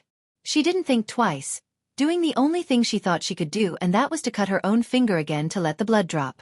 Drink Papa blood, please hurry and drink some. Ling Yan. Song's faint voice sounded hoarse when speaking, but it paled in comparison to the tense pain he felt when seeing his own daughter's action. He would never ask this from the girl, nor want her to bleed for him. It's okay, Ling Yan. I don't. Unfortunately for the Demon King, his plea only made the baby grow more desperate, which in kind made Ling Yan squeeze her finger even harder to push out more blood. Nevertheless, the added effect of the magical blood did help soothe the poor man's health somewhat. It's not very effective, but it did give a flicker of power back into the Demon King, just enough for him to stop panting like he's about to die at any moment. Ling Yan didn't know what's happening, of course. All she knew was that her blood didn't have the usual effect of instantly healing the patient. Turning to the birdman behind herself, Uncle Winger, what is happening? Why is my blood not working? My blood is usually more useful than Mother's alchemic pills. Why is it not working on Father? Shaking head in a helpless manner over the girl's tearful face. Princess the King. He's like this not because of an injury, but because he expended too much power. Regarding the consequences of overextending one's power limit, Winger didn't want to say it because it would only hurt the demon baby even more. Even so, Ling Yan's instinct told herself it couldn't be good, and that was enough. Song also knew the consequences of his own actions and what it meant if there's no help from an outside source. But as a father, he's more worried about calming his precious daughter's mood than his own health. Reaching up to wipe some of those tears, the Demon King's complexion continued to grow worse. Why? Grabbing her old man's hand in the process, Ling Yan cries upward towards the sky like she's speaking to the heavens itself. What wrong did I do? Why do these people want to hurt me? Her helpless voice only added to the pathetic nature of such a plea because everyone here understood there's no such thing as fairness in this world. In a timely yet unwelcomed moment, Keeper Ling Yan's pompous and arrogant voice cuts in. Ha ha ha, Demon King Song exhausted himself in order to ruin my sword, and now his daughter came running out on her own volition. Fate really is on my side. That said, the old grumpy elder continues to grin but had locked onto the baby girl's presence. Little girl, don't worry, I will give you a painless death when I take your life. Ling Yan didn't care what others had to say though. All she did was cast her eyes downward at her own man like she's in her own little world. Nevertheless, the muttering response she said told everyone she's well aware of the situation. My life is given to me by Mother. I may be small and don't understand much about this world, but I know enough that aside from my mother, no one else can demand me to die. She may be childish and young, but the girl's words were more than enough to make Keeper Ling grind his teeth in hated anger. Why are all of Bai Yan's children like this, so lacking in virtue and teaching? Just like her mother, this demon princess is so selfish and arrogant, she doesn't give one care about the world. The sneaky Di Ling Yan one. Ha ha ha. Though he's laughing, Keeper Ling's tone nevertheless gave off a creepy chill that's unfitting to his style. Little girl, your parents have done too many evil things in their life, and now we are merely trying to help you because only you can gain redemption for your parents. The old fella knows full well Song didn't have the strength to stop himself anymore, but he's a member of the Celestial Palace, an institution of the highest moral standard. Even if he takes a life, he wants to make sure the other side understand why they are dying. It's his ethical standard. Showing an irritated face. My father and mother have done nothing bad, it's you people who won't let them go and kept pestering them. She won't allow others to badmouth her parents, that's the demon princess's standard. Continuing to smirk in a sly fashion. It's not up to you to decide if they've done bad or not, it's me who decides it. Of course, if you are willing to contribute your blood and save the lady next to me, I will naturally forgive your parents for all their past mistakes. Treating Yun Rua Shi with the fox blood wasn't an overnight feat. It's a long-term project that requires constant showering. Meaning until the baby girl across from himself bleeds the last drop of blood, it won't be enough for him. Furthermore, this grumpy keeper already seen the healing function of the fox girl's blood just now when used on the Demon King, thus reaffirming his belief of the treatment's viability. So you refuse to let me go because of my blood? If that's the case, then why didn't you say so? Di Ling Yan's childish and surprised-sounding voice causes Winger to be puzzled from the back. On the way here, he's told the princess on what these crooks from the Celestial Palace wanted, so it didn't make sense on why she's being so surprised like she didn't know. Obviously it's an act. But why? I'll just give you my blood. I hate to have you people constantly hounding me because of that reasoning. Despite the pure and innocent words of the baby princess, Di Ling Yan's complexion was as white as it would come for someone that's about to have her blood drained. Princess! Winger's heart began to pick up as he pulled the princess behind himself in a protective manner. Believe in me, your highness, I can protect you, and the demon realm. Last time, he only managed to get away with only being injured because he retracted his own aura right away, thus sustaining a severe but not life-threatening injury. However, if he were to take this battle today and release his full might to fight, then it's without a doubt those hunting him would let loose the full might of that lightning. By then, it's likely he won't survive the ordeal. Slowly closing his eyes, Winger's expression gradually becomes firm, and by the time he opened them again, there's determination and strength. For the sake of Her Royal Highness. For the Queen and the Demon Realm. So what if those people find out? These two are the ones I most want to protect. Even she has forgotten me, I won't regret it. Uncle Winger. It's at this moment when the Birdman's about to release his all and step into the realm of no return, Di Ling Yan's crisp clear voice cuts in and interrupts the act. Believe in me, Uncle Winger. I am a princess of the demon realm. Sacrificing myself for the sake of my home is expected and only right. There's no brightness in the girl's smile anymore, only the sternness of someone ready to meet their end when she pulled out a random bowl from somewhere. It's what she intends to use to hold her blood that's dripping from the finger right now. The sneaky Di Ling Yan too, perhaps it's intentional, or the girl simply cut herself a bit too deep back inside the city. But her finger wound didn't need further splitting when trying to drip the blood into the half-filled bowl that she tossed over. Shocked and taken aback at the primitive method, Keeper Ling frantically caught it midair before the blood could spill. Even so, the rude act couldn't hinder the elation that's showing across the old face. Hurry, Roshi, come take this blood. He personally watched the baby girl bleed herself there. That's why the old fella didn't suspect a thing on why it went so smoothly. Furthermore, these keepers from the Celestial Palace are all individuals who are not prone to the scheming and conspiracies of the human world, hence the reason why they are so easily deceived, especially by the old witch who's been having their heads wrapped around her fingers. Yun Rua, she didn't show the same kind of elation like the other side though. She's downright panicking. Keeper Ling. I don't think it's a good idea. Having me drink blood, I just can't. If my body really recovered, wouldn't that mean I would have to shoulder the burden of protecting the world? No, no, no. What does these people take me for? Why should I sacrifice myself for someone else? You are the only hope of the Celestial Palace, Rua Shi, the elder sighs with a frown showing across his old face. And only by having you recover will we never fall. Now we are only asking you to drink this blood. Why are you refusing? The old witch's face only grew paler as she's being forced into a corner. There's simply no excuse she could use to refuse without her lies unraveling. Accepting her fate, Yunruo decisively takes over the bowl and chugged the reddish liquid. However, instead of showing a look of healthiness and strength afterwards, the woman completely dropped the bowl onto the ground and shattered it. She's bleakly white while trembling, which only got worse as she puked blood like someone being injected with a vicious poison. Ruoshi!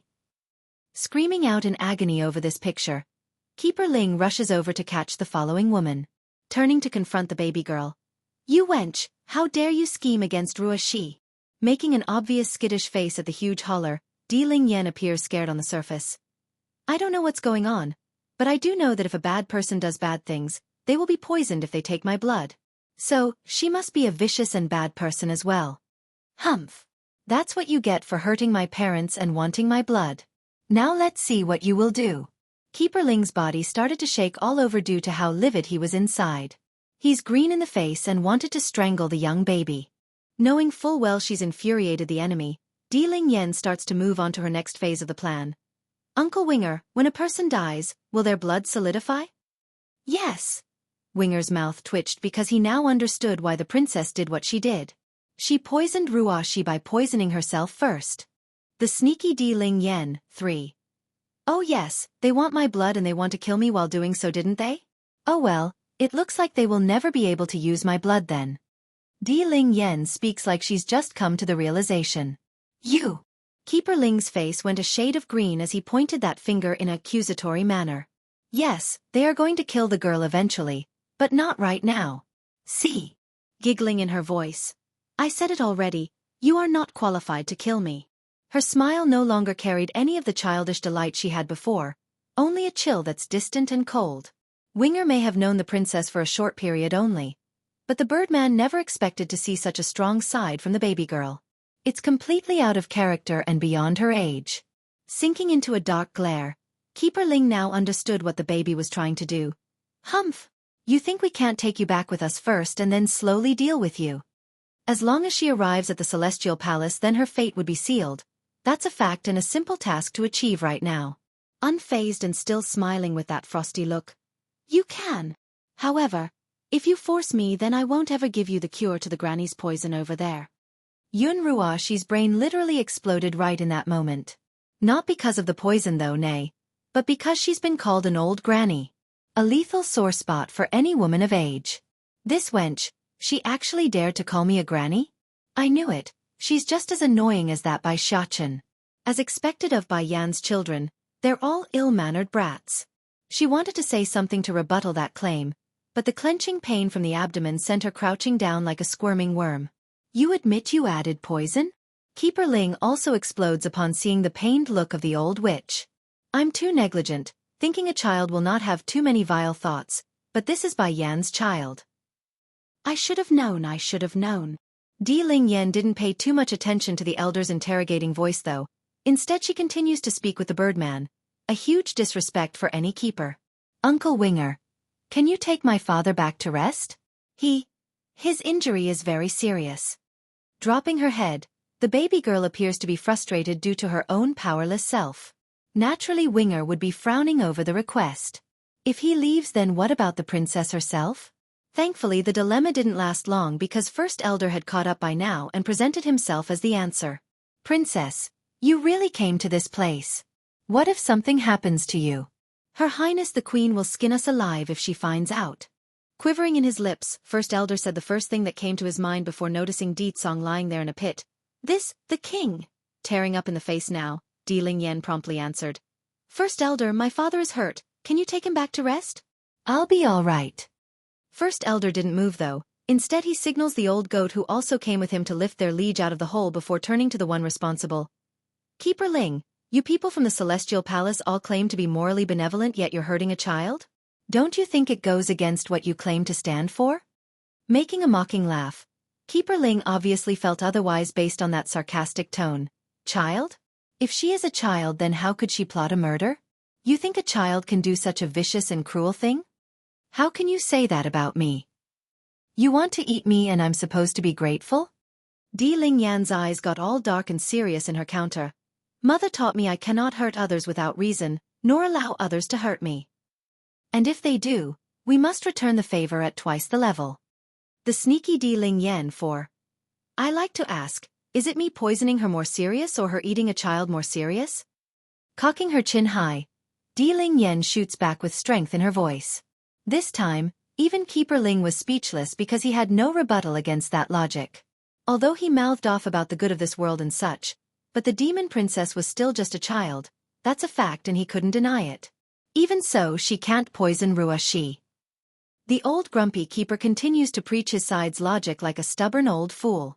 The fault lies with the celestial palace. Ruoxi did no wrong. We were the ones who forced into it. Isn't that right? Princess, did you use poison like he claims?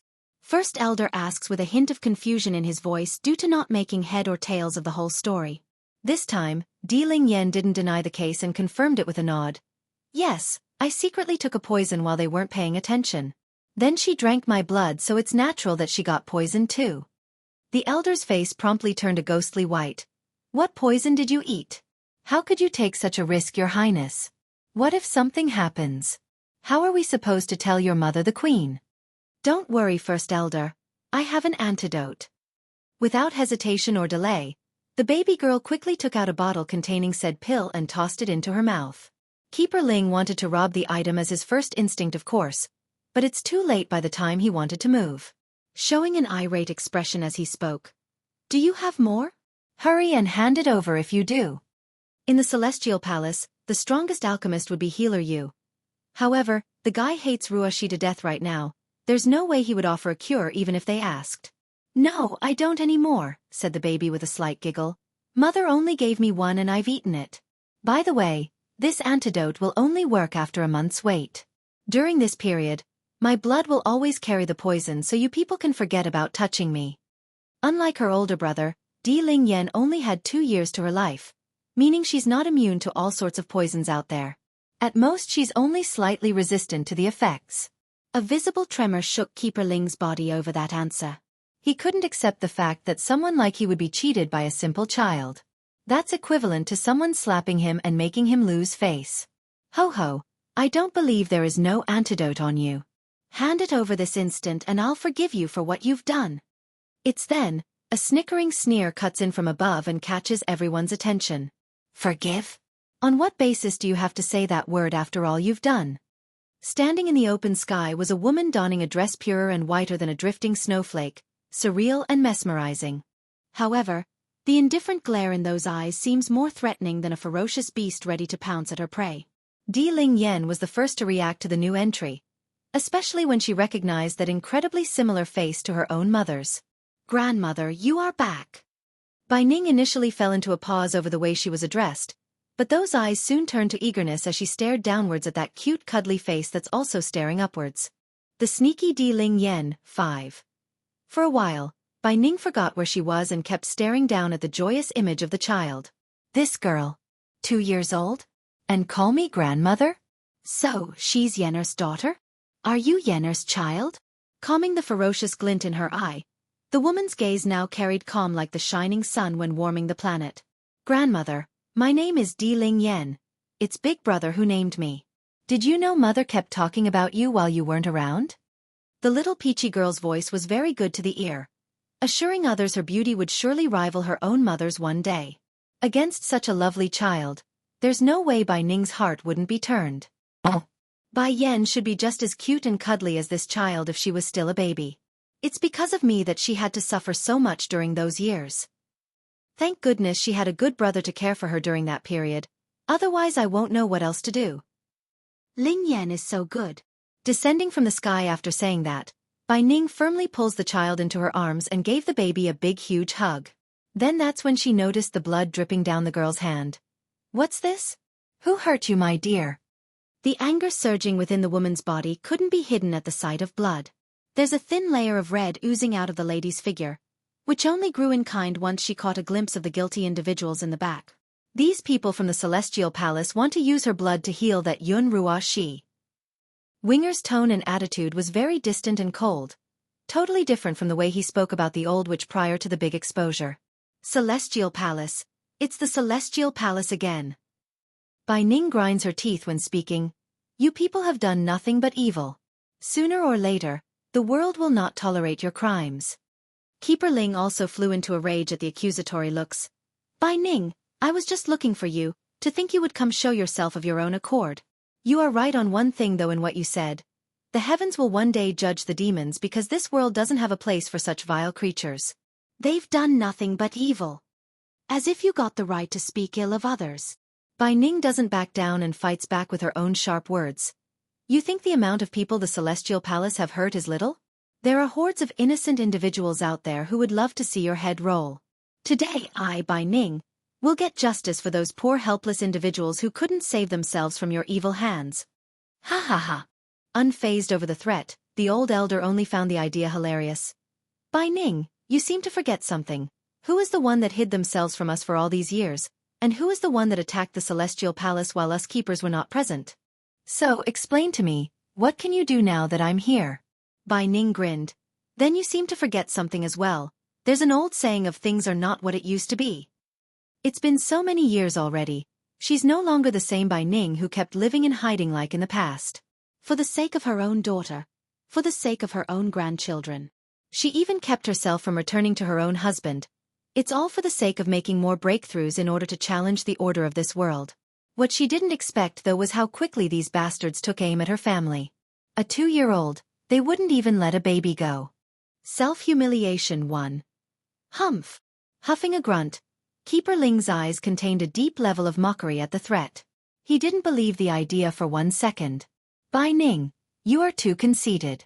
Even the Demon King lost against me. What can you do with your measly strength? That said, a huge amount of pressuring wave came sweeping out of the senior's body, causing the weak to cower to their knees under this overwhelming strength. Right now, aside from Bai Ning, Winger and Di Ling Yan, everyone else had been affected to some extent. This includes First Elder who also had a change in color due to the pressure because he's obviously not of the caliber. Bai Ning naturally knows why the other side could act so arrogant. Darkening in her gaze, she remains cautious but still smirked anyway. Keeper Ling. In my life, there aren't many whom I care for. My daughter is among one of them whom I do. In the past, I only confronted the Celestial Palace because I couldn't turn a blind eye to the cruel and evil deeds you bunch did, but this time. If my daughter wants to overturn the Celestial Palace, then I will accompany her. Boom. A storm suddenly explodes out of the woman's body as well, causing the very earth under her feet to tremble under that might and counter the pressure from the other side. In comparison to the grumpy keeper's strength, it's no weaker nor stronger. That's Bai Ning's reliance. Not by turning to others for help, but by using her own strength to fend off the enemy. You! Keeper Ling's face completely changed at this change of event. No one knows better than this old guy here about how hard it was to break through to a demi-divine lord. Unlike the previous levels, once one reaches the high divine stage, it's no longer about stuffing the cultivator with power anymore. That won't work. The key to having another breakthrough at their level would be enlightenment plus power. If either aspect was lacking, the feat would be null when attempted. For Keeper Ling, his own achievement was 100 years after he reached a bottleneck at the high divine. If not for a fated encounter he experienced at some point in his life, he would be like all the rest and be stuck. And now Bai Ning got to the same level as him in a measly 2 years while he spent 100 years? That's absolutely shocking. The demon realm already has a deed song. I can't allow them to have another Bai Ning to add to their roster. Today, this woman must die. Not going to waste any more words, he knew what must be done and punched the air to release a preemptive attack. The recoiling force from the blast roared out, breaking the space and shooting over like an invisible rocket. Bai Ning had no trouble seeing through this since she's been on alert the entire time. In a flash of her body, she quickly dodges the initial punch and drew her long sword to recounter with an arcing wind blade of her own. However, the efforts were apparently futile because a barrier immediately materializes and blocked the swipe before it could even make contact. Snickering in the face. Bai Ning, as a fellow demi-divine lord, you are not my opponent since you've only recently reached this level. My experience and ability to control my energy is above yours. Just like the requirement in reaching this stage, the differentiating factor also changes for people at their level. It's no longer about having more brute strength, it's about being able to wield said power that's residing inside their core. In this case, Keeper Ling has had many more years over Bai Ning in grasping all of his abilities and what he could use or not use. That means he's more efficient and more precise in his attacks, leaving the old keeper able to last longer and eventually come out on top of the woman as the fight drags out. This was also the reason why he's considered the strongest keeper of this current era. He's able to control the output of his powers much better than everyone else. Of course, if all of the keepers from the Celestial Palace joined hands to fight Ling, then he wouldn't stand a chance. But what's the odd of that happening? Slim if next to impossible. Self-humiliation too. Bai Ning's eyes squinted in as she gently exhaled like she's come to a decision. First Elder, you take Ling Yan away first. I'm afraid I might hurt her by mistake if she stays here. The old senior didn't have time to comply though because Winger had already stepped forward to take possession of Ling Yan first. There's an understanding between the grandmother and the birdman once their eyes met, which needed no further words to express. Returning her gaze to arrogant keeper, Bai Ning reforms her indifferent and cold gaze. There are indeed gaps between various demi-divine lords, but to me, those differences are non-existent and have nothing to do with me. Also, I said it already, I am no longer the same person as I was before. I won't be running from anyone. The momentum around the woman promptly grew more violent. Wave after wave, the aura around her body kept sweeping across the air until everyone nearby could feel it. It's intense and suffocating. The look across Keeper Ling's face could no longer remain calm once he assessed the woman with his own eyes. Without another thought, this old man did the first instinct that came to mind and pushed the old witch away. Ruoshi, watch out! Yun Ruoshi wasn't ready for this sudden shove at all. Similar to an arrow, she flew out in a straight line like an arrow before crash landing 20-odd meters away.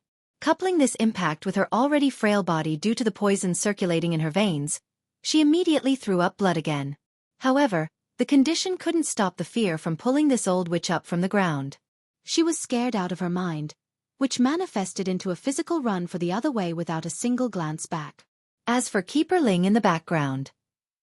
Ho-ho, as if this selfish woman would care about other people's well-being? She's only using these keepers to her own benefit. Moreover, it's the other side's own choice in risking their life for herself.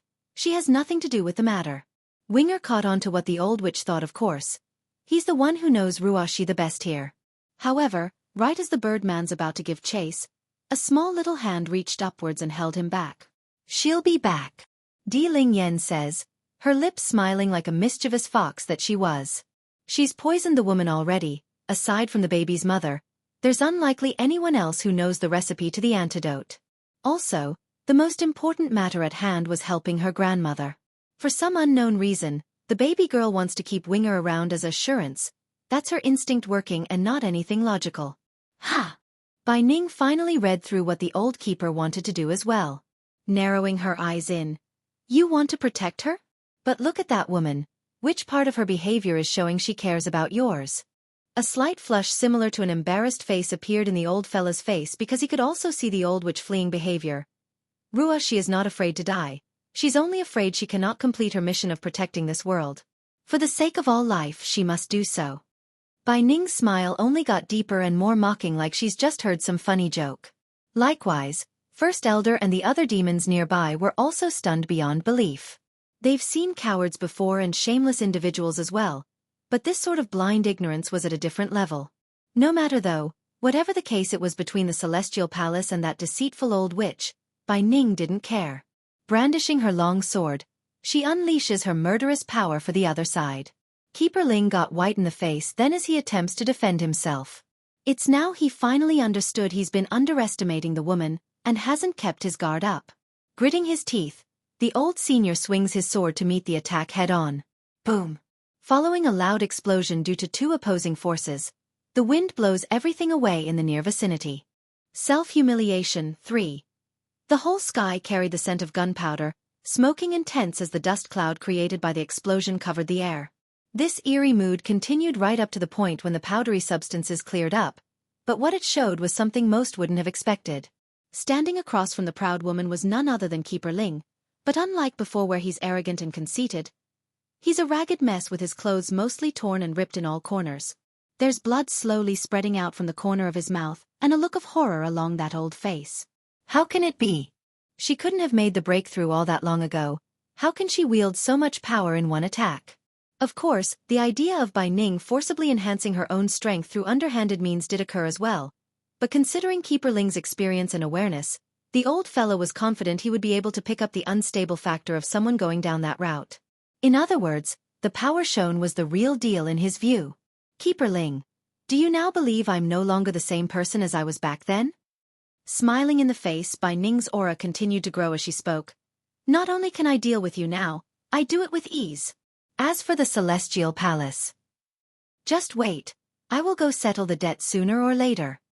The old keeper's heart trembled at the threat, causing his hands to tighten into a ball. Now you can scram. By the way, go back and tell your peers to tidy themselves up for me.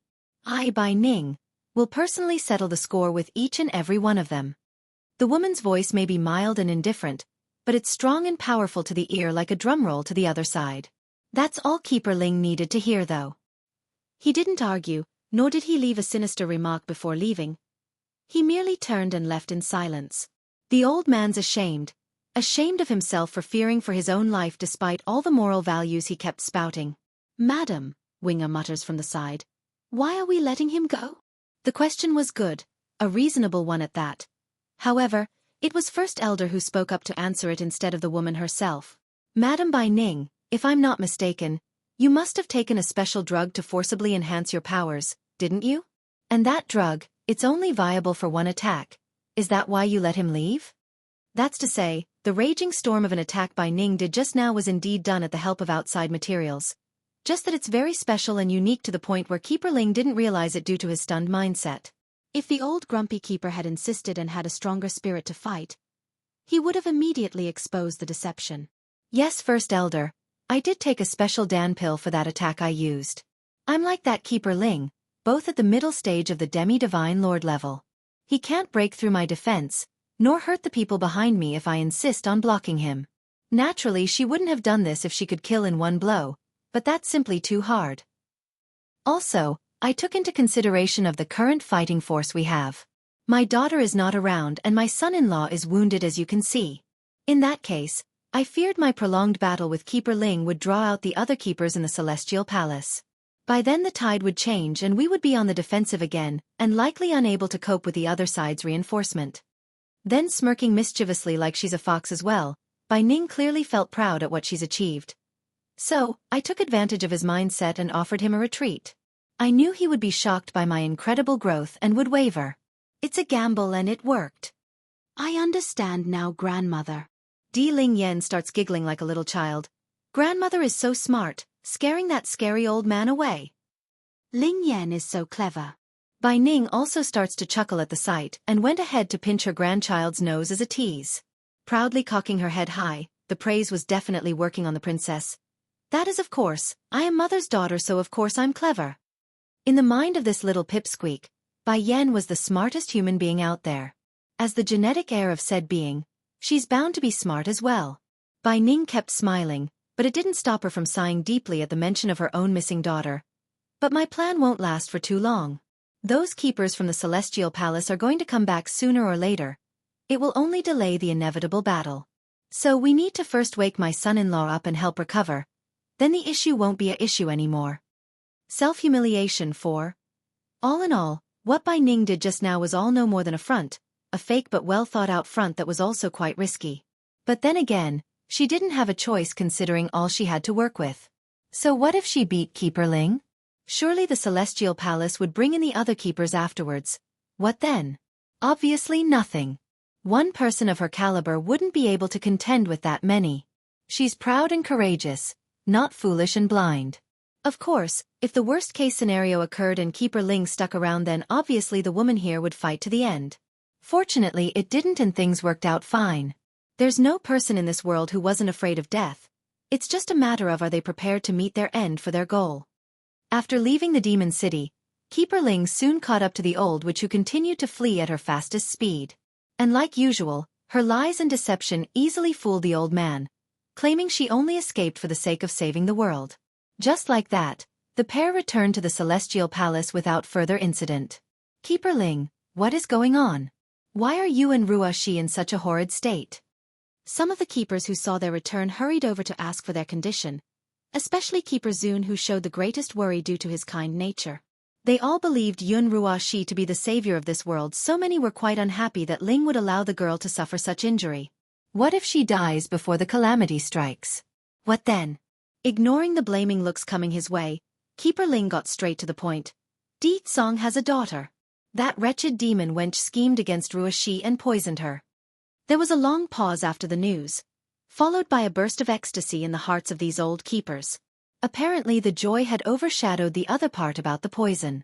There's a princess in the demon realm. Then does that mean Ruoxi can be saved? Huffing a grunt at the question, if you can pull a win over that Bai Ning then go ahead, she's at the demon city right now. Although Di Song the demon king is injured after his fight with me, it's not enough to cripple him. If we go now it will only result in our death. Bai Ning? What does this have to do with Bai Ning? Wait, does that mean he's hurt and in this ragged state because of Bai Ning? Many of them thought, gazing up and down at their peer's horrid state. Are you sure? How can that woman be a threat? Keeper Yellow asks with a skeptical tone. He's the one most against Ling and still held a grudge for the previous punch he took. Gloomy in the face, Keeper Ling obviously recognized the skeptic looks coming his way. Do you not see my appearance? This is what Bai Ning did to me, and guess what? Do you know how many hits she needed to hurt me? Just one. She hurt me to this level with one blow. If I hadn't run fast enough, my life would have been left there today. If one never experienced it firsthand then of course they couldn't relate. But he did, that's why he's so affirmative that Bai Ning has changed drastically compared to 2 years ago. When everyone heard his outcry, they promptly got all quiet. It's eerie and uncomfortable. One blow to defeat Ling? Can they really manage if they attack the demon city now? This Bai Ning. When did she get so strong? Enough everyone, let's further discuss on how to deal with the demon realm. But first I need to go plead with Healer Yu. We need to find an antidote to save Ruoxi. Keeper Zun's gaze got all gloomy at the prospect. Let's hope he will help. After saying this, the kindest of the keepers hurried away from the spot and headed for the back mountain where said person would be. However, due to the deep hatred Healer Yu has of the old witch right now due to a misunderstanding, there's no way he would help. And word travels fast around these parts, especially in the Celestial Palace. When known, the old alchemist immediately hightailed it out of there with Xianxia and caused Keeper Zun to hit a miss. Self-humiliation, 5. After hitting a miss with Healer Yu who had left ahead of time, the remaining keepers were all getting quite anxious due to the old witch's increasingly dire condition. She's green and red all over, a sign her health wasn't getting any better or stabilizing. Do you remember that sword left to us by that individual? The sword is sealed with his power. With gritted teeth, Keeper Yellow mentions this with obvious intent. I remember. Keeper Zun pauses for a moment knowing where the conversation was heading. You want to use it now? That's right. Keeper Yellow huffs in an exasperated manner. Ruoxi is the key when the calamity strikes. We can't let her life be in peril until then. It doesn't matter if we can keep the sword until that day if we loses her instead. Compared to a divine artifact, I rather we use that sword now and force the demon realm to hand over the antidote. Fine. Keeper Zun also agrees after deliberating the options. I will go grab the sword now, then we can all attack the demon city together. Having said that, the kindest of these old fellas began to turn for the altar hall. However, right as he's about to make a second trip out of here, a gloomy and heavy voice stops him. You don't have to go. Frowning in the face, the confused elder swings his head around at the source of that voice. Why? Are you still unwilling to use the artifact?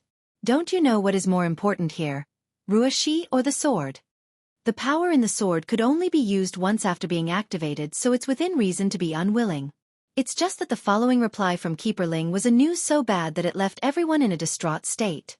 I'm telling you not to go because I already took it with me when I went out to search for Ruoxi. Bring the sword? He brought the sword. Then why would Ruoxi be poisoned then? The idea kept circulating in the air without being spoken. But the sword was destroyed by Di Song. Boom. Similar to a thunderbolt, their minds were blown away until it's a blank slate. But the sword was destroyed by Di Song. Ruined? You're kidding with us, right? Keeper Zun asks with trembling vocals. Even if the sword didn't carry the sealed power inside anymore, it's still a divine artifact. What power could destroy a divine artifact? Not even they could make a dent on the blade, let alone destroy it. Keeper Yellow was the first to come back to his senses. Without another word, he rushes up to his grumpy counterpart and grabbed the collar. Keeper Ling, Tell me you are kidding about all this. Tell me you're only cracking a bad joke. The latter didn't speak, only keeping silent to reaffirm his answer, which was enough to make Keeper Yellow lose his strength and grasp. They all understood now. This was no joke. Why did you take the sword out without discussing the matter with us first? Do you know what you've done? Despite being the kindest and most tempered of them all, Keeper Zune also felt angered and frustrated at the other senior's rash action thus far. How are we supposed to save Ruashi now? The sword could have helped us in procuring an antidote, but now without it, what else can force the demon realm into submission? The kind keeper continues to berate the other side with red showing in his old eyes. Guilty as seen, Keeper Ling didn't talk back this time and simply took it. Bang! Unable to take it anymore due to the lack of reaction, Keeper Yellow loses it first and throws a punch directly into the other man's chest. He didn't hold anything back, causing Ling to start throwing up blood due to the former injury. Enough! Yes, I did make a mistake in taking the sword without first informing you all, but what does it matter now? Rather than continue to dig at me, how about we all think of a way to get a cure first? As frustrated and angry as Keeper Yellow was at the bastard, he also had to agree to the fact that fighting wasn't the solution. This includes the remaining keepers who also nodded in agreement. Bai Yan's return 1. Ling, we are truly chilled to the bones this time after what you've done without our consent. Keeper Zune expresses his displeasure by making his tone cold and distant. However, regardless of the friction happening inside the Celestial Palace, we will put everything aside for the sake of Ruashi. The urgent matter is, like you said, to save her. Everything else can come afterwards. It took several days for Keeper Ling to bring Yun Ruashi back, meaning the poison has already been at work for a while. Based on the dreaded appearance of the old witch's body right now, they fear she really might not make it if nothing was done soon. It looks like we only have one option left. Keeper Zune continues after a long silence. Just like Ling said, Demon King Ditsong is injured after destroying the divine artifact, meaning the fighting force of the demon city is at its weakest right now. Go issue a celestial edict in my name. We will gather all the forces we can for a final assault. In the celestial realm, most of the demi-divine lords are gathered in the celestial palace, but there are also some who refuse the invitation to join this organization and would rather live a reclusive life. They may not like this idea, but they couldn't do anything either about the will of others. Will this really work? Keeper Yellow asks after a brief pause. I'm only having them distract by Ning's attention. I'm not asking those outsiders to die for us. When the woman is busy fighting, me and Keeper Ling will sneak behind the main battle line and catch the demon princess. Pausing in his speech, Keeper Zune gives each of his peer a meaningful look to emphasize what it means to fail in this mission. By then I refuse to believe we can't force the girl to hand over an antidote. If they fail, then it would spell the end of this world. That's an outcome they couldn't afford. Looks like it's the only way. Keeper Yellow sighs at the idea. Ruashi can't die, otherwise the last hope they have would die with her. Those old fools out there knows this as well. I doubt they will be stupid enough to refuse our summoning with the Celestial Edict. Besides, what can Bai Ning do by herself? Even if we can't kill her, keeping her at bay is easily within our ability, let alone adding in help from the outside. Coughing hard while lying in bed, the old witch weakly forces a smile with her palish face. Keepers, please take me with you, I want to go as well. Her voice was extremely faint, smaller than that of a fly, which only made her look all the more pitiful and weak. Ruashi, your health is not good. Why are you asking to come? Keeper Zune asks with warmth in his voice, a total difference to his earlier cold attitude. I can handle it. All of you are working so hard for me. How can I hide here like a coward? Keeper Zune, I know you're afraid my health will fail, but believe in your strength. I know all of you can protect me. The demon realm's about to be overturned, and Bai Yan's children are going to be slaughtered. As if I will stay here and not watch that important moment in person? There's also another reason the old witch wanted to go in person as well, and that was to retrieve the crescent moon amulet. She needs to make sure it returns to her possession because it's the only item able to prove to these keepers that she's the supposed savior. Without it, would they continue to believe her lies? Maybe and maybe not. Regardless of the future, she's not going to give them even that sliver of a chance to doubt her. If Ruashi wants to go, then let her come along. I'm curious though, why did those bastards from the demon realm steal her amulet? We all know it's special and can't be used by just anyone. It's then Keeper Zune brought up this important bit of fact, which left everyone frowning in the room due to the dilemma. Bai Yan's return too. Keeper Zun. The old witch makes a bittersweet smile. This is my fault, the blame is on me. I accidentally exposed the secret of my amulet to those demons thinking they wouldn't try to steal it off me. They believe they can also be the ones to save both realms instead of me. Wheezing in her breath due to the difficulty of speaking, the woman looked incredibly pale now, like she's in pain. I'm sorry, it's all my fault. I got complacent because I was able to resonate with my amulet and learn of its name being All Heaven. But I exposed All Heaven to those demons. After they learned of this, they snatched it off my hands and said they should be the ones to use it. Even though the poison has entered her body for some time now and caused huge damages inside, it's still not enough to hinder her foul nature from coming out. Her words were very effective, which roused a strong response from the crowd because this would be the first time the woman said the amulet resonated. This time we can't hold back any longer. I'm going to gather everyone right now, and together, we will rip those shameless demons to shred. Demon City.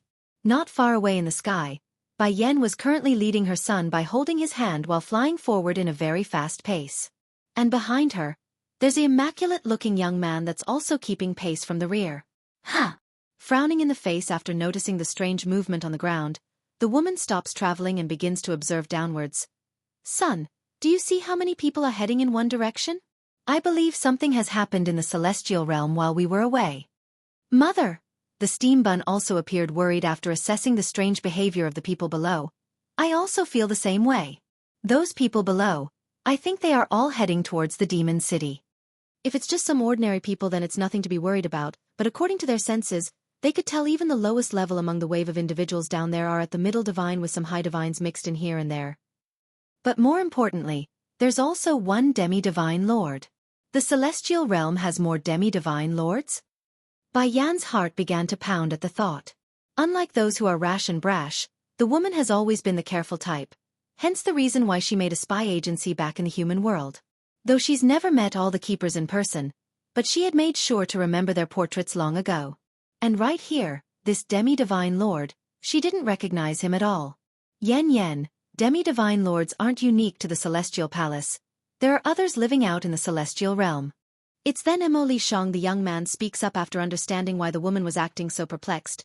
These individuals are not part of any power and are usually on their own, therefore, it's widely recognized that the keepers are the strongest force. Of course, there's also the factor of the celestial palace acting in a dictatorship manner. That's why no one have been able to surpass their influence and power.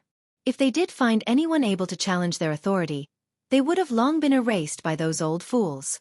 Now Bai Yan's heart only got more worried. Let's go, we need to get back to the demon city right away. I have a bad feeling about all this. Something must have happened while we weren't around. There's no way the residents of the demon city wouldn't notice the huge movement of forces on their border. That's why the defenders were already ready for any attack. It's just that the expected time frame for this maneuver came faster than planned. I knew the Celestial Palace would begin their attack on us, but not this quickly. Only 5 days. Bai Ning sighs at the unfortunate event. Bai Yan's return 3. Grandma. Di Ling Yen squirms into Bai Ning's arm to gain a sense of protection after noticing the oppressive air around everyone. Ling Yen. The woman's heart ached at the little fella's innocent gaze that's staring up to herself. Why are you out here? Is your father awake already? Shaking her little head. No, father is still asleep in the bedchamber. When will mother come back? She's been gone for an awful long time. If mother is back, then I'm sure there will be a way to wake up father. The poor grandmother only kept silent at the careless remark. She wanted to say everything would be fine and that Bai Yan would return very soon. But that would be a lie, and she couldn't do that to this little baby that's so innocent and kind. Ling Yan, I'm going to send you to a good place, okay? Huh. The girl blinks in a confused manner. Is grandmother going to leave me behind? No, of course not, silly. Swiping the baby's nose as a little tease, Bai Ning forms a smile to reassure her depressed granddaughter. The place I'm sending you to is where a friend of mine lives. He's a demon like you. I saved him by coincidence a long time ago, and now he's currently resting there to heal. If I send you there, then I'm sure he will protect you, knowing you're my family. This time it was Di Ling Yen to go quiet. Staring downwards in a contemplative manner, the girl apparently had to take a moment to process the idea before looking back up. Grandmother, is something going to happen to the demon city? Can't you solve it? Are those bad people coming back? Bai Ning undoubtedly became shocked by how perceptive this little child was. It's true she's trying to keep the baby out of harm's way by sending her away, but to be so easily exposed went beyond her imagination. You need to believe in grandmother here, Ling Yan, the city is fine. Showing a helpless smile. If something really is about to happen, then I wouldn't be able to send you away, would I? Grandma is lying. Something is clearly happening in the city. I'm not going. I'm going to stay here and wait for mother to come back. Pouting her lips, the demon princess stubbornly refuses. Unfortunately for the lass, the grandmother there didn't intend to give her a choice. Right as she's distracted, Bai Ning used one of her needles and poked the child's sleeping point. Ling Yan, I'm sorry. You're too smart, so grandmother here can only resort to such means. Tja. Grandma. Growing increasingly faint as her little mind became more and more tired. Try as she might, Ling Yan eventually succumbs to the trick and fell fast asleep, but not before a trickle of tear came rolling down those eyes. Bai Ning saw this reaction and knew why. Tightly holding the baby up to give one last hug with her own face, the woman honestly wanted to keep her around but knew it could do only bad in that option. Grandma. It's then another soft and childish voice came from the rear. It's Xianxia, the baby girl's twin brother. He didn't hear the whole conversation but did catch the part where his sister fell asleep. What is Ling Yan doing? Your sister is tired and needs to rest. Bai Ning smiled as the boy tries to check up on his sister. Xianxia, do you want to go visit a paradise I own? There's a lot of delicious things there like fruits and candies. I'm sure you will find a lot of surprises there. That did it. The little glutton could be seen drooling right then and there. A sure sign he's been baited. I'm going, Grandma take me. Smirking at her own success, Bai Ning finally felt a little proud at her own achievement. Compared to the granddaughter, this grandson was a lot easier to deceive. Bai Yan's return, 4. I'm sorry Xianxia, Grandma here is not free to go with you. I will have First Elder take you though. Once you're over there, you must take care of your sister, okay? Okay. The little glutton desperately nodded without suspecting a thing. I will take good care of my sister. I will give her the delicious things first, so hurry Grandma. Tell First Elder to take us now. I want to eat the delicious fruits. I wonder if the fruit there is as good as the Sky Mountains. I miss those fruits.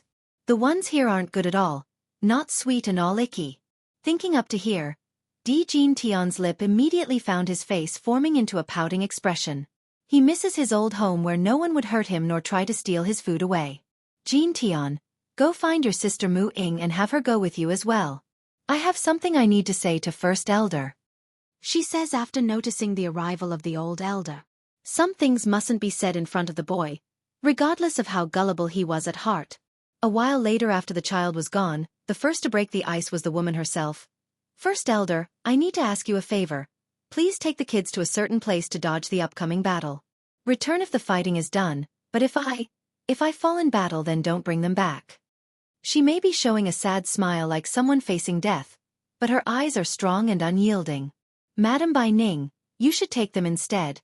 I will stay behind to defend the city. This crisis is ours to bear. Furthermore, you are the Queen's mother. You shouldn't be staying to face such danger. The elder replies with a bittersweet smile of his own, knowing full what it means to stay behind. Shaking her head and causes the old senior to stare upwards in shock by what she says. Yan cares a lot about the demon realm. Whatever my daughter cares about is what I care about. I will guard this place while she is gone. If the city lives then I live, if the city falls then I will fall with it. The elder's heart shook as he got quiet. He could argue with that determination. Here, take this map. The route I've marked will likely be the safest. Also. She suddenly stopped as if she's thought of something bad. If I am unfortunate enough to face my end during the upcoming battle, then help me go back to the human world. Tell my husband it's my blessing to have met him in this life. I hope he can forgive me in not being able to return to him. And I still have a brother and father over there. Please help take care of them. At this moment, Bai Ning suddenly found that her life has too many things to worry and care about, but she really didn't have a choice in this matter. True, the woman did consider the idea of retreating from this city with all its residences. But what then afterwards? Go back to the main territory of the demon realm? It won't stop the forces of the celestial realm from invading, And what then? It would only create a bigger war and bigger casualty in doing so. What's more, Bai Yan hasn't returned yet. As her mother, Bai Ning doesn't want to leave without making sure her daughter was safe. First Elder had nothing more to say at this point. He knows persuasion was out of the question. And if he did make the lady leave, then who's going to defend the city? Himself? He would, of course, but the strength he held wouldn't be able to make a difference. Madam Bai Ning, I will remember your requests, and I will also protect the princess and prince with my life, that I promise. Closing his eyes like he's grown older, First Elder had to take a big breather before opening them again. However, his gaze was solid and firm, a sign he's going to see through to his vow at the cost of his own life. Bai Yan's return. 5. Demon City. There's only a loud rumbling ruckus outside its defensive walls at this point. Its defenders are now trapped with no way out. Have the demons get out here. Under the oppressive air of the looming sky, this chanting phrase kept echoing with no end in sight. Exactly then, as if to answer that demand, a snowy white figure came flying out towards this horde of enemies that want to destroy those inside. It's a woman, a very beautiful one at that. If not for the high and mighty gaze holding these people in contempt, the males here would have likely fallen for her at first sight. You're a resident of this demon city? An old man wearing a robe made of linen material stepped forward, his eyes narrowing into an examining fashion. If I'm not mistaken, you should be a human, right? Wah! The crowd flew into an uproar at this unexpected news. As a human being, colluding with demons and monsters during this period was unheard of. It's equivalent to treason and would be executed without reason. And what if I'm human? The queen of the demon world is my daughter. I won't allow anyone to move against this city while that's so. Bai Ning sarcastically responds, showing not an ounce of shame and only pride at her daughter's status. By the time she finished, the demon soldiers stationed along the wall had already marched out of the gates to stand in battle formation. They're fully ready for what's coming, since this was expected and not some surprise attack. Amongst the army ranks, the most eye-catching and noticeable would have to be the old goat Dragon Flame and his longtime compatriot from the underground world, half Qing Sing the Demoness with half a snake face. Although both of them knew their current strength wouldn't hold a candle against those demi-divine lords right now, it doesn't change their will to fight beside Bai Ning. Madam. The old man saw that the other side was human, so his initial killing intent had receded somewhat. Sighing like it's a shame to be fighting a fellow demi-divine lord. You should know what we are here for. For the sake of humanity, hand over the little princess under your protection, and I will guarantee your safety. The other demi-divine lords here right now in the battlefield aren't from the Celestial Palace, so they're not as tyrannical in their behavior. Nevertheless, death was a scary factor that could drive anyone to move if it's avoidable. Bai Ning's face only carried a cynical snarl at the demand. Death of the celestial realm has nothing to do with me, nor will I hand over my own granddaughter for your people's sake. Today, unless you can bury me under this soil, none will take another step forward. Charging in a flash, her figure descends from the sky at breakneck speed to attack the foe. She's done talking at this point. If so, then you leave us no choice. Likewise, the old man in charge of this fighting force also draws his blade to meet the assault head-on. Just like that, the curtain to this war has been drawn, signaling the start of the clash between demon and celestials. Bai Yan's return. 6. The battle did not last long before the members of the Celestial Palace appeared on the battlefield. Right away and without surprise, Keeper Ling was full of resentment along his old eyes after accessing the situation. He's literally grinding his teeth because he's now realized the deception. Truth was, this old fella had been there for a while, just that due to fear of the woman, he had kept himself hidden in the back and kept watching. Then that's when the truth hit him after some observation. The strength portrayed by the woman was obviously different from the previous battle. In other words, he's been tricked by some secret method that could raise a person's power without any form of defect. Bai Ning didn't know nor care about the other side's thought though. She's entirely focused on the battle at hand due to how vicious the opponents are. Sure, the woman was a demi-divine lord, but fighting several foes at the same level was straining to say the least. For the rest of the demons defending the city, they aren't faring so well either. Many have died after the initial clash, with most suffering from some sort of wound by this point. However, the will to fight hasn't elevated in the least due to the deep hatred they had for the celestial realm. It's their life's goal to get payback for the humiliation their kind suffered a millennium ago, something that has fully ingrained into their bones from birth. Keeper Ling, Didn't you say that Bai Ning is very strong and that we need to be wary of her? From the way I see it, she's no more than our equal at best. Speaking here was Keeper Yellow, the one who disliked the grumpy senior the most. I was deceived by her, that I admit. Keeper Ling immediately got all ugly in the face as he huffed a grunt over the remark. Regardless, it's a good thing for us knowing she's not as strong as I believed. Now we won't have to enact the previous plan and directly attack the city instead. The demon princess will be ours. Without further ado, the old senior shot out like a cannonball to begin his own redemption. Bang! Due to how unexpected the attack was, plus the fact that it came from her rear, Bai Ning had to struggle hard to swing around in time to force a palm strike of her own. Even so, the recoiling force from the impact of two immense powers were more than enough to send her stumbling backwards due to the loss of balance.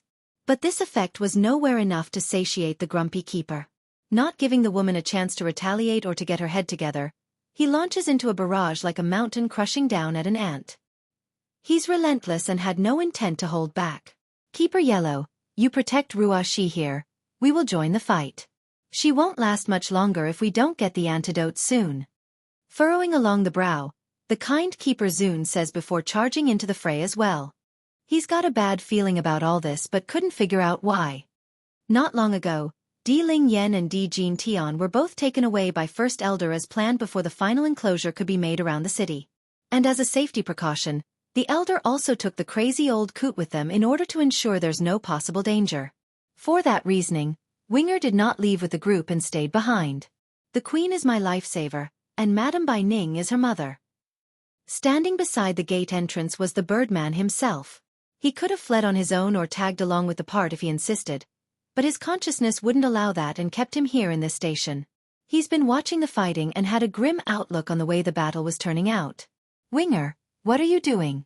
Are you just going to keep standing here and watch while everyone dies before your very eye? No. I won't do this. She may not be here in person, but I must do what I can to protect her family. That's the least I can do for all the mistakes I've done so far. Bai Yan's return, 7. Due to the constant barrage of assaults from multiple opponents, Bai Ning's figure eventually started to show signs of overexertion. She's less agile and clearly whiter in the face as the battle dragged out. Noticing this, Keeper Ling wanted to press his advantage and push for another attack. However, it's exactly then the thunderous sky above their heads suddenly stopped rumbling and turned into a grayish mass. Bang! Not expecting to be attacked from the rear himself, the old grumpy keeper found his chest taking a heavy blow, thus causing a huge amount of blood to come pouring out of his mouth. Who are you? He asks with a shocked look in the face after regaining his footing. The old fella never experienced such a cold hard glare before, and such power. It's actually making him feel uneasy inside. Winger. She became shocked as well by the sight. No. It can't be. This is not the Winger that I know. That person is a weak-minded fool. Not this one here with such an intense dominant aura. Who am I? Winger chuckles sarcastically. She should know me better than anyone here. I am the one she used for the past several hundred years and shoved aside once she was done. Keeper Ling's expression changed greatly, mostly in the irate fashion. She is not such a person, it's useless to frame her, we will not believe anything you say, fiend. Frame her? Ha ha ha, as if she is worth me framing her? She took the Queen's amulet and used it to mislead me. Otherwise why else would I follow her orders for the past several centuries? Fortunately I now know the truth. It's you fools who are still being lied to by her and being toyed around like idiots. The keepers naturally wouldn't believe a single word from the Birdman, but that doesn't mean it would be the same for those not of the Celestial Palace. This was especially true for the demi-divine lords called upon for this battle. They have stopped fighting after the initial uproar from the weaker soldiers and are staring over to demand an explanation. Keeper Ling, is what he said true or not? You need to give us an explanation. One of the leading figures in the battlefield comes forward, his voice heavy and demanding. Keeper Ling. It's then the old witch spoke up using her weak but angry voice like she's been humiliated. I do not know this demon, nor do I know why he's trying to frame me. I may not be some great saint in this world, but I am not one to be pushed over just because of my good nature. They've already stole my possession. This is unjust to say the least. Of course, compared to the words of a demon, these men from the celestial realm would much rather believe someone that's on their side. I didn't expect the demon realm to be this shameless. It's already one thing to steal other people's possession, then to turn it around and say it's the other side that's robbed you? That's right. Miss Ruashi's amulet is something I've heard about as well. They say the one who controls the amulet will reign supreme, and that not just anyone can activate it. Even if you demons take it away, it's of no use to you. Upon hearing the voices of all those on their side trying to defend herself, the old witch's sickly mouth began to form a smirk. She's very cheeky due to her own success. Bai Yan's return, 8. So what if Bai Yan got those demons to take back the amulet? The people from the celestial realm will never believe her. Moreover, the old witch has also decided that Bai Yan doesn't have the ability to activate the amulet. If she did have the ability, then why did she give her the item all those years ago? Presumably. This amulet, it's not hers either. She probably snatched it from someone else as well. Winger's gaze grew even more colder now after being refuted. Originally he wanted to stall for time until Deetsong awakens, but it seems he underestimated the trust these people had for the Celestial Palace. Yun Ruashi, I made a grave mistake when I mistakenly believed you. So today, I, Winger, will use my life as proof to redeem myself. I am a member of the demon realm and will have nothing to do with the celestial realm. Boom. His momentum blows up like a storm after that vow, growing several times more powerful than earlier. If the Birdman's aura could be considered worrying for the enemy earlier, then he's downright threatening after powering up like this. Keeper Ling naturally perceived this drastic change. He's tremoring inside, not out of cowardice, but an instinctive fear of the opponent at a cellular level. So, without a single word, this arrogant and grumpy senior did the only thing that came to his mind: turn tail and flee to the rear for cover. The other keepers also reacted similarly. Sadly for them though, a few were too late in their pace. They simply didn't think it's possible for the demon city to hide someone so powerful that's not of the Demon King. PFFFF. One of the slowest runners didn't even know what hit him then. Without a moment to retaliate, this poor keeper came crashing down to the ground in heavy thud, his eyes showing an intense fear at the ever-encroaching bird demon. Winger didn't have time to waste here though, like most people would be doing while they are at an advantage. He randomly picked up a sword from the battlefield and swung down at his decapitated foe, causing a huge gash to be ripped down the keeper's back. There's enormous blood splatter due to the destructive energy in there. This was exactly what Keeper Ling saw when he turned his head to take a look at his rear. It's horrific in the eye of this man, something he never even thought possible for a demi-divine lord to be slain so easily. Gritting his teeth. Who the hell are you?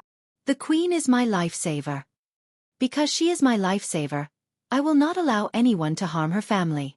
A shudder ran through the old witch's heart after she heard what Winger said in his reply. She's very weak and needed to lean in against an old tree for support. Even so, this condition still didn't hinder her from clenching up those hands into a ball. Why didn't Winger show such power when following me? Why only when he's by Yan's side does he become this powerful? This man. Did he do it on purpose? Deliberately hide his power? The more she thought about it, the more frustrated and irate this old witch became. Though to be fair, this time it's not Winger's fault for misleading the woman. It's not on purpose. Rather it's for self-preservation from those hunting this birdman, which manifested into reality right then and there as the destructive lightning of purplish hue materializes above his head. Winger saw this change of course and it made him fall into a panic. He honestly thought there would be more time for him to move before his whereabout was known. But no matter, he's decided to see through to the end and won't stop even if it meant his burial would be at hand. Bai Yan's return, 9. The ones killed thus far may happen to be only from the Celestial Palace, but those summoned for this battle was still falling into a panic. They came to help win a war, not to throw their lives away. So after a brief exchange of looks between themselves, these demi-divine lords all turned tail and fled in all directions like it didn't matter anymore. Winger didn't go after these individuals despite the opening. His focus remains solely on the keepers at hand. Like a mighty tiger that's been provoked, he flew for Keeper Yellow next and smacked a direct punch at his back, causing the old elder to shoot dozens of meters out in the process. Bai Ning didn't move despite being beside the birdman. She's just as shocked as the others because the guy didn't show any sign of being this powerful. Heck, if the woman had known the guy was this strong, she wouldn't have schemed on Keeper Ling and directly killed the old fella at the last encounter. Unfortunately, Winger did not know what's going through Bai Ning's mind right now, nor the old witch's for that matter. If he had only took a glance, even a simple whip of his eyes toward Yun Rushi, Then he would surely discover the sour jealous glare coming his way. Damn him. That power should have been mine to use. How dare he betray me and turn to Bai Yan's side? In light of what she thought, the old witch felt more of a sense of regret than anger. If she knew how capable Winger was, then she would never have treated him like so back then. Such a valuable tool was a once-in-a-lifetime opportunity. Boom. Suddenly, right as the Birdman was about to attack to finish off Keeper Yellow, a purplish bolt of lightning roared down from sky. It came way too fast, leaving the recipient without room to avoid. With a tremble after the hit, Winger felt blood swirling up from his throat but kept it down through sheer force and will. He's resolved to kill the members of the Celestial Palace. Until he succeeds, he won't stop. Madam Bai Ning, Uncle Dragonflame, all of you leave now, go. He cries out with anxious urgency. You! Taken aback by the tone, Bai Ning makes a perplexed face. What's the matter? Go! Without explaining, Winger dropped this sentence and charged yet again. Perhaps the thunderbolt affected his strength too much, but the Birdman could no longer finish off a demi-divine lord in one instantaneous blow. But even so, under his mighty fist, Keeper Yellow once again flew out several meters and puked even more blood. Ha ha! You demons are getting retribution from the heavens now. Ah ha ha ha! The blood-ridden old elder coughs and laughs with deep cynical sarcasm. Sinking in his complexion, Winger once again throws another punch at a different keeper to vent his frustration. However, those sharp eyes of his never once left Keeper Yellow while speaking. If the demons have done so much bad things, then why are the thunders only going after me? Even if there is divine retribution, it's only directed at me. It's I who's done too many evil. Ha ha ha. You can ask Yunruashi yourself. Ask her how many evil deeds I did in the past century for her. He won't allow anyone to frame the demon realm. If there's any blame to be had, then it's on him. He's going to shoulder it all. That's his conviction and determination. Against the retort, Keeper Yellow obviously wanted to say some more mocking words. However, he's not getting the opportunity because Winger obviously intends to kill him before he did so. Bai Yan's return 10. As the destructive bolts of lightning grew more and more intense as it continued to blast Winger's unyielding body, the Birdman's outer appearance had fallen into a bloodied mess. He's struggling to keep up his strength, but it's obvious the strain was beginning to wear at his soul. You want to know what I did to deserve this? Do you? I'll tell you all. He yells with flaming ferocity. 200 years ago, there was a high divine in the Celestial Palace who didn't like Yunruashi and badmouthed her. As a consequence of that, she ordered me to kill that individual. I did, I killed him like she wished. 100 years ago, she saw a demonic beast that refused to obey her. Guess what? She ordered me to catch it for her, and I did like she wished. That poor creature, that demon got skinned alive and then was left for dead in the mountains by her. With every word that came out of Winger's mouth, the more he trembled, like he's venting the inner guilt and hatred he had for himself due to all the sins he committed. Not even the thunder could hide his emotional voice upon mentioning that story. He thought the old witch only wanted to contract that demonic beast. That's why he helped her catch it. To think the real reason was just because the vile woman only wanted to vent her anger. Then by the time he figured out what has transpired, it was too late. The creature was long dead by then. Worst of all, he did the stupidest thing possible afterwards. He forgave her. How dumb could he have been? Forgiving such a vile evil being. Any normal person would have long left after that incident. 50 years ago, there were two maids in the Celestial Palace gossiping about the Celestial Lord and claimed they wanted to be his consort. They disappeared the next day. Ha ha ha. They didn't disappear at all. I'm the one who offed them after Yunruashi ordered me to. 30 years ago. As the details slowly came to light, Winger's momentum continued to grow more murderous. He's not able to muster more strength, but it doesn't hinder his killing intent from showing, and that's exactly what's happening. Now you tell me, why wouldn't the thunderbolts come after me? And these evil things, they're all done at the request of that Yunruashi. She also ordered me to kill the Demon Realm's prince and princess. Fortunately, I woke up in time and learned to refuse her request. At this point, the only keeper that hasn't been toppled over was Keeper Ling, the grumpy old fella who continued to resist the Birdman's relentless assault. However, the fight was done after the final thunder came down on Winger. The Birdman was on his last leg after that hit, causing him to throw up a mouthful of blood and falling to the ground. Naturally, Keeper Zune and the other toppled keepers were all very much stunned in the face. They are willing to believe the old witch with their hearts, but this story, it's too detailed to be false. This was especially true when the Celestial Palace did experience many mysterious disappearances over the years. That's also making the story more convincing. How could such a good girl do such a bad thing? Madam Bai Ning. Winger wanted to say some more sadly. His strength has been depleted by the thunder. Moreover, the strong woman herself wasn't untouched by the impacting force either. It's also hurting her. Winger, how can I help you? Is there any way to stop these lightnings? Bai Ning asked anxiously. The Birdman could do nothing but shake his head. He knows well enough that unless he dies, these thunderous clouds would never disperse. Bai Yan's return 11. So, this time, I will die without a doubt. In this instant, all that could come to Winger's mind was a lovely and stubborn little face. His cold eyes showing a flicker of reluctance at that image. Princess, I'm afraid in the future. I can't stay with you anymore. Watch out. Dragon Flame saw how a lightning was directly coming down above Bai Ning and Winger's head, so he hurried to drag the woman away. The old goat wanted to save Winger too, but if he tried to move him as well, it would be a pointless effort because the target was obviously him. Boom. This time the impacting force was incredibly violent, more so than any other strike from before.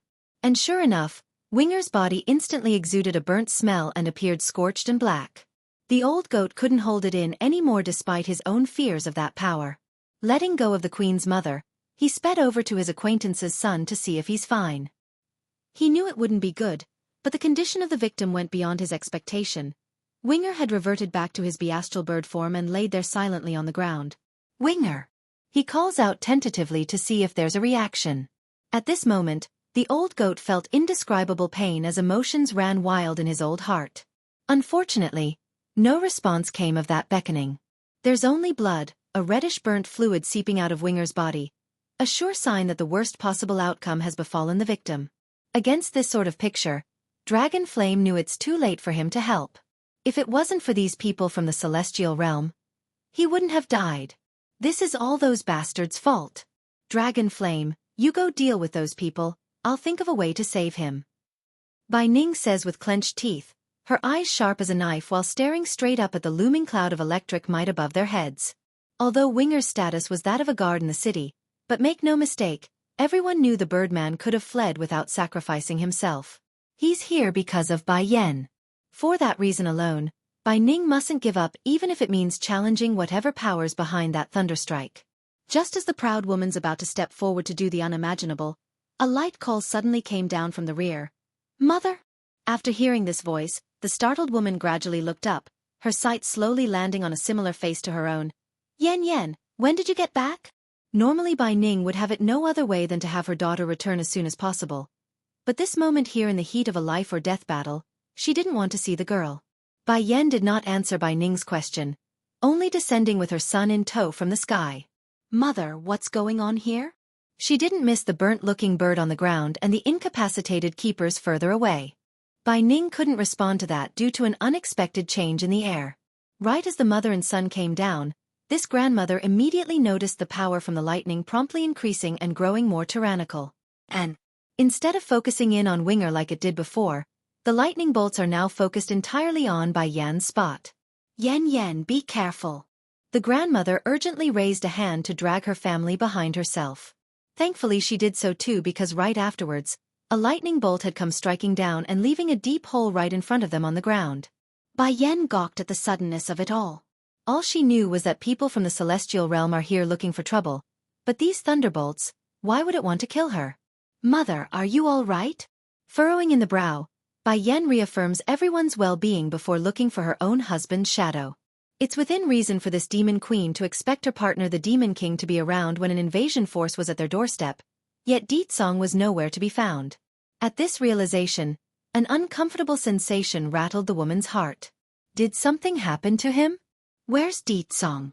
She asks with a worried note. The Sky's Might 1, taken aback by the question, Bai Ning took a moment to reply. There isn't any issue with Deetsong's body anymore, but he's no waking up yet so I don't know the situation either. Her words were akin to a rod, smashing down against Bai Yan's heart in heavy strides. In the end I came back way too late. Compared with the demon queen's anger and grief, Dragon Flame only showed a look of joy along his old eyes. Queen, You are finally back. Before when First Elder left, he gave me a message that the king can be awakened by the jade pendant he left with you. Do you have it still? That's the best thing a worried wife could hear about their husband's condition. Without delay. Really? It's true, Your Highness. That's what First Elder told me before he left with the prince and princess. Dragon Flame replies with earnest tone. Bai Yan holds a lot of trust for this old goat, so she didn't doubt the information. However, right as her finger's about to touch the jade pendant from Deetsong and hand it over. Boom. Thankfully Bai Yan was ready and escaped in the nick of time after being nearly hit the first time around. There's heavy scorch mark from where she stood, which alarmed the now alerted Demon Queen that it's no accident or coincidence before. Without another thought, she tosses the important pendant over to the old goat. Dragon Flame, you go back and save Deetsong, I'll handle the fighting here. These lightnings came for her, and now that her husband was unconscious, it's only right as the wife that she controls the front. She's a woman and not a baggage. Mother, you take Xueqi and leave as well. After saying this, Bai Yan immediately threw her son over without asking for consent. No, mother. The steam bun became scared at being removed. Out of reflex, he wanted to grasp onto the sleeve to go back. Unfortunately, those small little hands weren't fast enough. All of you leave. Boom. Like a moth captured by the flame, those thunderous bolts once again came firing down at Bai Yan's spot. Yanner! Bai Ning cries out in fright at this horrific scene. She also wanted to go save her daughter, but the child in her arm was a package she couldn't ignore.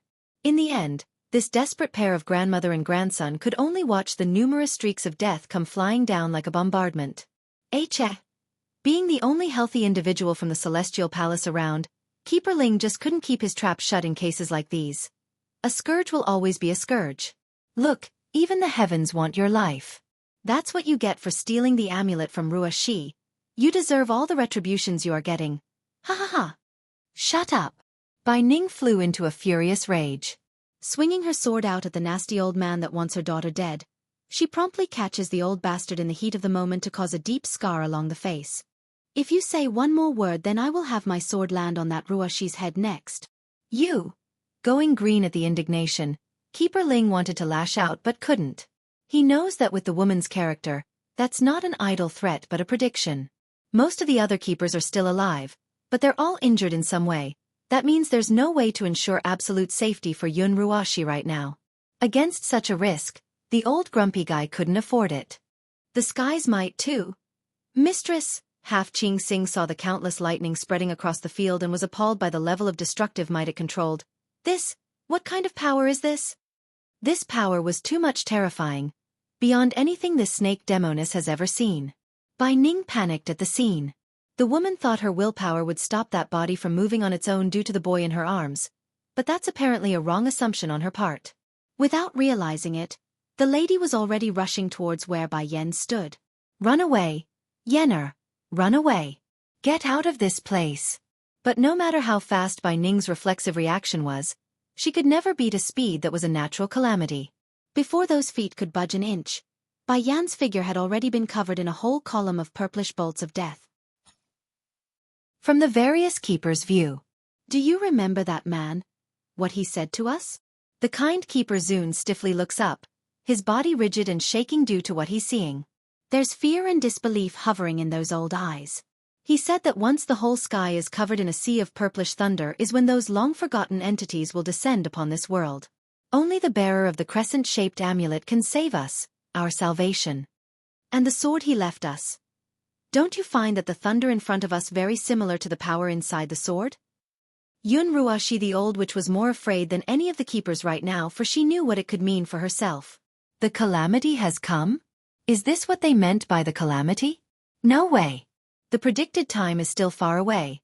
How can it be now? Who can survive under this power? Thank goodness. Thank goodness my body isn't recovered yet. This way those keepers will still protect me as their last remaining hope. At the very least, I can survive for a while longer. Tightly biting her own bits, the old witch may be able to fool her own mind, but make no mistake, the trembling in her body wasn't unknown to this woman. The reasoning? It's due to how appalling and horrific that lightning storm was. Boom. In this second, this very moment, Bai Ning felt like her entire world's collapsing as she watched her daughter become engulfed in that horrific mass of light. Mother, mother! Bai Xiaochen as well, he's crying out with excruciating pain plastered all over his face. Why? What did mother do wrong that everyone wants us dead? We never provoked anyone on our own. It wasn't until the smoke cleared before everyone could see what's truly transpired, but when they did, the ghastly scene wasn't what they expected. Instead of the woman being torn to shreds, the huge bird that was Winger had shielded the intended recipient and took the blunt of that barrage. Imagine being near death and sustaining a second lethal blow of unimaginable proportion.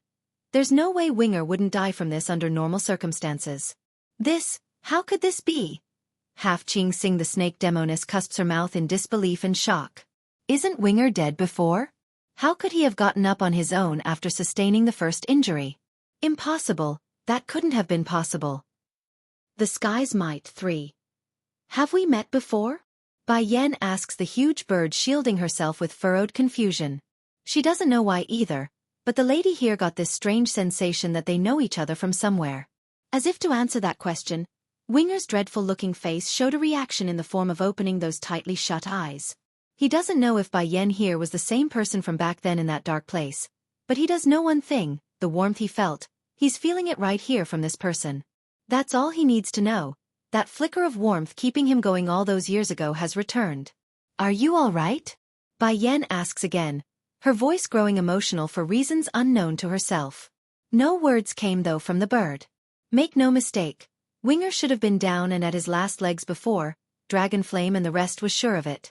However, he stood back up out of sheer will. That's the determination he had in protecting the light in his heart. Bai Yan's expression changed after realizing what's going to happen to her savior. Trying hard to push the huge bird aside so the lightning wouldn't hit him anymore. Let go of me. If you continue like this, then even your soul will perish. She still doesn't know who Winger was, but in her previous life too many have sacrificed themselves for her. Allowing more in this life went against everything she stands for. Despite the plea, the huge bird didn't budge. Not because Winger didn't want to, of course. Rather it's due to his draining life force. Merely opening those eyes were all he could muster in his current state, let alone budge his huge body. You let go. I'm ordering you to let go. At this point Bai Yan's voice had started to tremble with pain, which manifested in the form of flowing tears that she didn't thought would come. Not far away, Yun Ruoshi was taking this all in with begrudging hatred. She's jealous, venomously jealous at the way the bird was protecting her arch-nemesis. Why didn't Winger offer to die for me when he followed me? Why is he willing to die for that bitch instead of me? If I had known this Winger will betray me, then I would have tortured the bastard to death. Now it's all benefiting that bitch Bai Yan.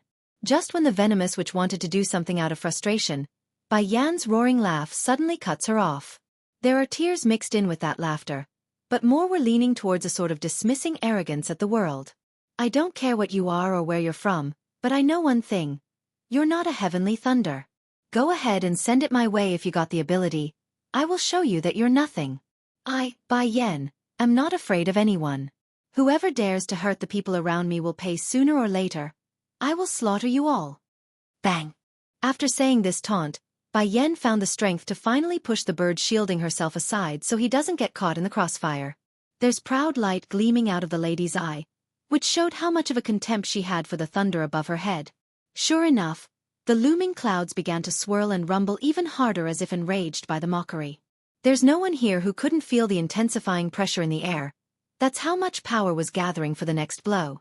Despite the incredible scene taking place before their very eyes, not everyone was hypnotized on the lady. Keeper Zun here was one of the more aware of his surroundings when he turned to the old witch. Ruoshi, I remember you said you made a connection with the amulet a few days ago, didn't you? Sounding guilty in her voice. Only a little though, I can't be sure if I can activate the amulet. Plus, I am now poisoned by the toxin inside my body. I'm afraid it will affect my ability to perform. The Sky's Might 4. We can't care about it so much anymore. This is not a thunderstorm. It's the calamity itself. If we don't find a way to stop it, then it will just be a matter of time before the entire celestial realm becomes destroyed. Sinking in the face until it's a dark shade, Keeper Zun struggles but manages to get himself upright to face Bai Yan. Demon Queen, hand over the amulet. What amulet? Don't pretend anymore. Wuxia have already told me everything. You had your subordinate steal it from her and wants to become the amulet's owner. I'm telling you now, that powerful individual said there can only be one owner and that only Wuxia can activate it. Even if you have the amulet, it's useless to you. This was one of the main reasons they endured the old witch's incompetence for all these years. In these old keepers' mindset, aside from Wuxia, no one else could activate it. The amulet is not with me. Dropping this answer, Bai Yan turns away to confront the thundercloud like she heard something stupid. Getting uglier in his old face, Keeper Zun doesn't give up. Demon Queen, unless you hand over the amulet then no one can live through the calamity. We won't demand the handover of your daughter anymore. All we ask is you return what you stole so we can all live. The amulet is here with me. Just then, an old voice came from the direction of the city's gate, which caught Bai Yan's attention right away due to its familiarity. Don't worry, mistress. I have given the pendant to the king as you instructed. I am back because of your amulet now. That said, Dragon Flame promptly raised his hand to reveal the crescent-shaped object. Keeper Zun recognized the amulet of course and flew into a joyous outcry. That's it, that's the amulet. Return it at once and our celestial palace will not blame you for stealing it. Ha ha. The old goat merely laughed at the demand. Do you think things will be settled just because you say so? This is my mistress's property to begin with. Since that Wuxia kept it for so many years, our demon realm will naturally want some interest back for the loan. Without hesitation, the old goat threw the object in his hand out for Bai Yan to catch. Bai Yan felt at the first second she held all heavens in her palm. It's regenerating her wounds at an incredible speed and refreshing her soul. All heaven, she murmurs with emotional attachment, you're finally back. Quit pretending, Bai Yan, Keeper Zun lashes out. He's annoyed thinking it's a pretentious act. You only found out its name through Wuxia's mouth. We won't be fooled. We all know you're the scourge of the celestial realm. The prophecy foretold your undoing so you can stop the act. In these old fools' mind, Bai Yan was the scourge that would bring destruction to all while Wuxia was the savior and would save them all. That's why they would do what they did back then. Murder Bai Yan and her unborn child. The sky's might, 5. Bai Yan slowly closes her eyes, ignoring the old ignorant fool words to focus on the peace inside herself. Grandma, what's wrong with mother? Bai Xiaochen nervously holds on to Bai Ning's hand and asked with those big eyes of his. He's afraid of the worst possible outcome coming true again. Bai Ning did not answer the child's question though, only fixing her eyes solely on her own daughter and not knowing what to think of it. Whoosh! Suddenly, the amulet bursts forth a gentle light, shrouding both Bai Yan and Winger in a ray of warmth since he's right beside the lady. Originally Keeper Zun still wanted to continue his persuasion when this occurred. However, he stopped on the very second that light exploded out to cover the two. He's frozen there, standing like an idiot that didn't know what to make of this reality. What's going on? Why is this not making sense? Is the world making a joke with us? Why is Wuxia's amulet showing a reaction to Bai Yan? The old witch also saw this, of course. Likewise, she froze for a little bit before breaking out into horror and panic. In a brisk of instinctive desire for survival, she rushed for Bai Yan's spot in order to steal the amulet back. Bang! Unfortunately for the deceiver, things won't turn out that easily in a situation like this. Before Wuxia could even make contact with those filthy claws of hers, the light shrouding Bai Yan and Winger suddenly turned fierce and threatening, blowing her out dozens of meters away and letting her puke blood due to the recoiling force. Bai Yan, it's mine, that's mine, return it to me, give me back what's mine. She gave me the amulet back then so it's mine now, what right does she have in taking it back? If it was in the past then the keepers would crowd over to help pick the old witch up, yet no one did today. They're too focused on what they're seeing and forgot she existed. I don't remember what happened 1,000 years ago anymore, her eyes sneering and full of contempt at Wuxia. But I once had a dream. I dreamed that I personally handed all heaven over to a little girl by the name of Wuxia so it can protect her. But if I had known you were such a backstabbing witch inside then I would never have done so. It's only at this point and moment in their lives does the keepers of the Celestial Palace know what it means to be smacked with a stick. This stick, it hits them hard and dizzying, leaving them unable to think properly. Did Bai Yan just say she gave her the amulet? With their understanding of the old witch's personality, they naturally would believe it to be untrue. But it's clear that the amulet activated because of Bai Yan's touch. It protected her. Turns out, they're the idiots, one. From livid to despair, it's incredibly hard to describe the sort of faces Keeper Zun and the others were making right now. What's going on here, Xueqi? Tell me what's going on. The kind keeper almost could breathe due to how much panting he was making. We believed in her for 1,000 years, spoiled her for 1,000 years, and at the end of the day the amulet goes and recognizes someone else as the owner? Ha ha ha. It's ridiculous. It's ridiculous. I don't know. Ghostly pale in the face, this slick-tongued deceitful liar that was Xueqi finally met her match today. No matter how smooth and quick-witted that brain of hers was, it's not going to help against reality. I really don't know. Ha ha ha, you don't know. You're telling us you don't know. The more he laughed, the more the tears came rolling down Keeper Zun's eye. Xueqi, we believed in you, we doted you, and now all you have to say to us is you don't know? This time, it's not only the kind-hearted keeper who's been chilled to the bone. The others are also shocked and despairing over the truth. Truly, none of them wants to admit to the fact that their choice a millennium ago was wrong. Ha ha ha. As if you people can't tell what's going on here? The old goat casually steps forward. This woman over there stole my mistress's amulet and claimed to be all heaven's owner. Oh right, that name too. She only learned of it through my mouth before. Why else would you idiots not hear about it prior until recently? Keeper Zun became painfully regretful as he closes his eyes slowly. He wants to change the past, but all that came was a weak helplessness from within. Indeed, until recently, we never even heard of the amulet having a name. 1,000 years, Xueqi, you deceived us for 1,000 years. Quivering in the lip, the kind keeper bitterly mutters this aloud. Back then 1,000 years ago when all was well, they too had a good image of Bai Yan when the old coot brought her back. Who wouldn't like a good talented young girl, right? But it all changed once Xueqi came. She was brought into the celestial palace by Bai Yan herself. According to the story told to them, the girls are childhood friends and that Xueqi's older brother died protecting Bai Yan, hence the strong level of affection between the two. Going by that detail, it's estimated that's also the time where the amulet was given out to Xueqi by Bai Yan. It's for the older brother's sacrifice. But they didn't tell anyone about the exchange. Otherwise why else would these keepers turn on Bai Yan after being framed as the scourge of the celestial realm? Turns out, they're the idiots, too. Isn't that funny? Keeper Zun did not hold back the self-mocking laughter inside of himself after that thought.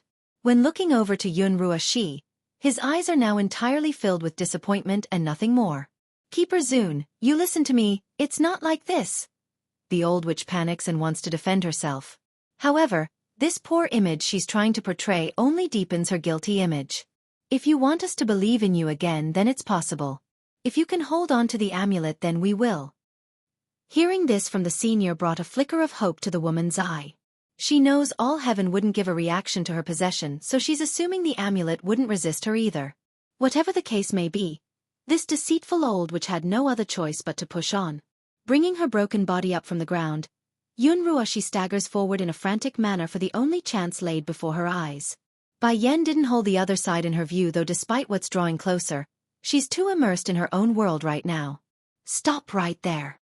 Bai Ning wasn't as unfazed as her own daughter though. The lady flew into a rage at what's happening and wanted to push the other side away. However, in truth, she did not need to do anything because a gush of light poured out of the amulet and rocketed the old witch out. Imagine that. Xueqi had already been poisoned and injured from the repeated blows from the past. Now she's being forced to bear another blow from all heaven. No matter how resistant this cockroach was, she's not going to come out unscathed this time around. Why? Winger is like that, and now this amulet is like that too. Why is everyone abandoning me after Bai Yan returns? Sprawled onto the ground with blood continuing to pour out of her mouth, Xueqi had nothing but despair plastered all over those eyes. You robbed my mother's things before, so now it's considered rightfully returned. Bai Xiaochen chimes in. His big blue eyes sharp and daggering at the foolish one that's on the ground. Despite his young age, the child's already showing the signs of a king, similar to his old man's there. Ho ho, the old goat also speaks up, knowing what everyone was thinking and questioning. All heaven is not a dead object or mortal item. Before it went into slumber because my mistress was not around, and now that she's returned it's only normal for the amulet to awaken. Also. He pauses, turning to meet the old witch's despairing gaze. Before, when my mistress gave you all heaven, she wanted it to protect you, so it did, but that doesn't mean all heaven doesn't have a will of its own. When it saw the cruelty and backstabbing nature of your character after you betrayed my mistress, it stopped sheltering you and went into slumber. That's what you get for repaying my mistress's kindness with evil. You deserve every bit of karma you get. It's exactly like Dragon Flame said. All those years ago when Bai Yen and Yun Ruoshi were still good friends, the amulet did do its part in sheltering the old witch with its miraculous powers. However, that all changed once it saw the fox cub being skinned alive by the old witch. Afterwards, the amulet went into a deep silencing slumber, refusing to activate itself again until this day. Freezing over the truth being pointed out, Yun Ruoshi flew into a rage of her own. Without a care anymore for her own image, she disgustingly snarls back at the old goat like it's some kind of joke. She treating me well? If she treated me well, then why did she not have that old coot take me in as a disciple? All she had to do was say a word and that's all. Why are all the good things taken over by her and I'm left with nothing? Pausing as a huge cough overtakes her throat, the old witch seemingly overexerted herself in that rant. If she is nice to me, then why is she taking the amulet back? She gave it to me, so it's mine now. Why should I return it just because she deems it so? If I didn't scheme in delaying it, then she would have snatched it back months ago. Turns out, they're the idiots, 3. Towards the hissing sound of animalistic instinct from the old witch, many were shocked with even more horrified by what they're seeing. It's beyond what many thought of the woman based upon the fake image she portrayed, thus causing their brains to clunk up into a stupor. Shi Yu. Keeper Zun was among the shocked individuals here. This kind elder got so overwhelmed that he had to take a step back to gain his footing, and to let his mind work through the information. Still in her own world and snickering derisively at everyone, Yun Ruoshi continues to howl out her inner darkness. If she didn't want to steal away my amulet, and stole the Lord's heart, I wouldn't have wanted to harm her either. Keeper Zun, you told me what the amulet can do and its amazing properties, so why should I give it back to her? If I did, my good days would be over. Don't you people get it? Ruoshi. Coming back from his initial shock like everyone else, Keeper Ling also lashes out in livid fashion. He's shaking extremely hard due to the swelling emotions of betrayal from within. Tell me this instant that what you said there is not true. Tell me that right this instant. Among the many keepers that looked after her, Yun Ruoshi had the best impression of Keeper Ling, who was among the grumpiest. He treated her the best, so a level of warmth did become born within the witch's heart. However, right as she's about to respond in kind, a derisive and self-mocking laugh cuts her off. What am I doing? What's the point in even listening anymore when reality is in front of me? Yun Ruoshi, you witch! How dare you deceive us for 1,000 years? How laughable, to think I was just saying Bai Yen couldn't amount to an ounce of her goodness. Talk about a face slap I did to myself. Biting her own lips tightly, Yun Ruoshi started to quiver because even that flicker of warmth she had inside died off. Keeper Ling.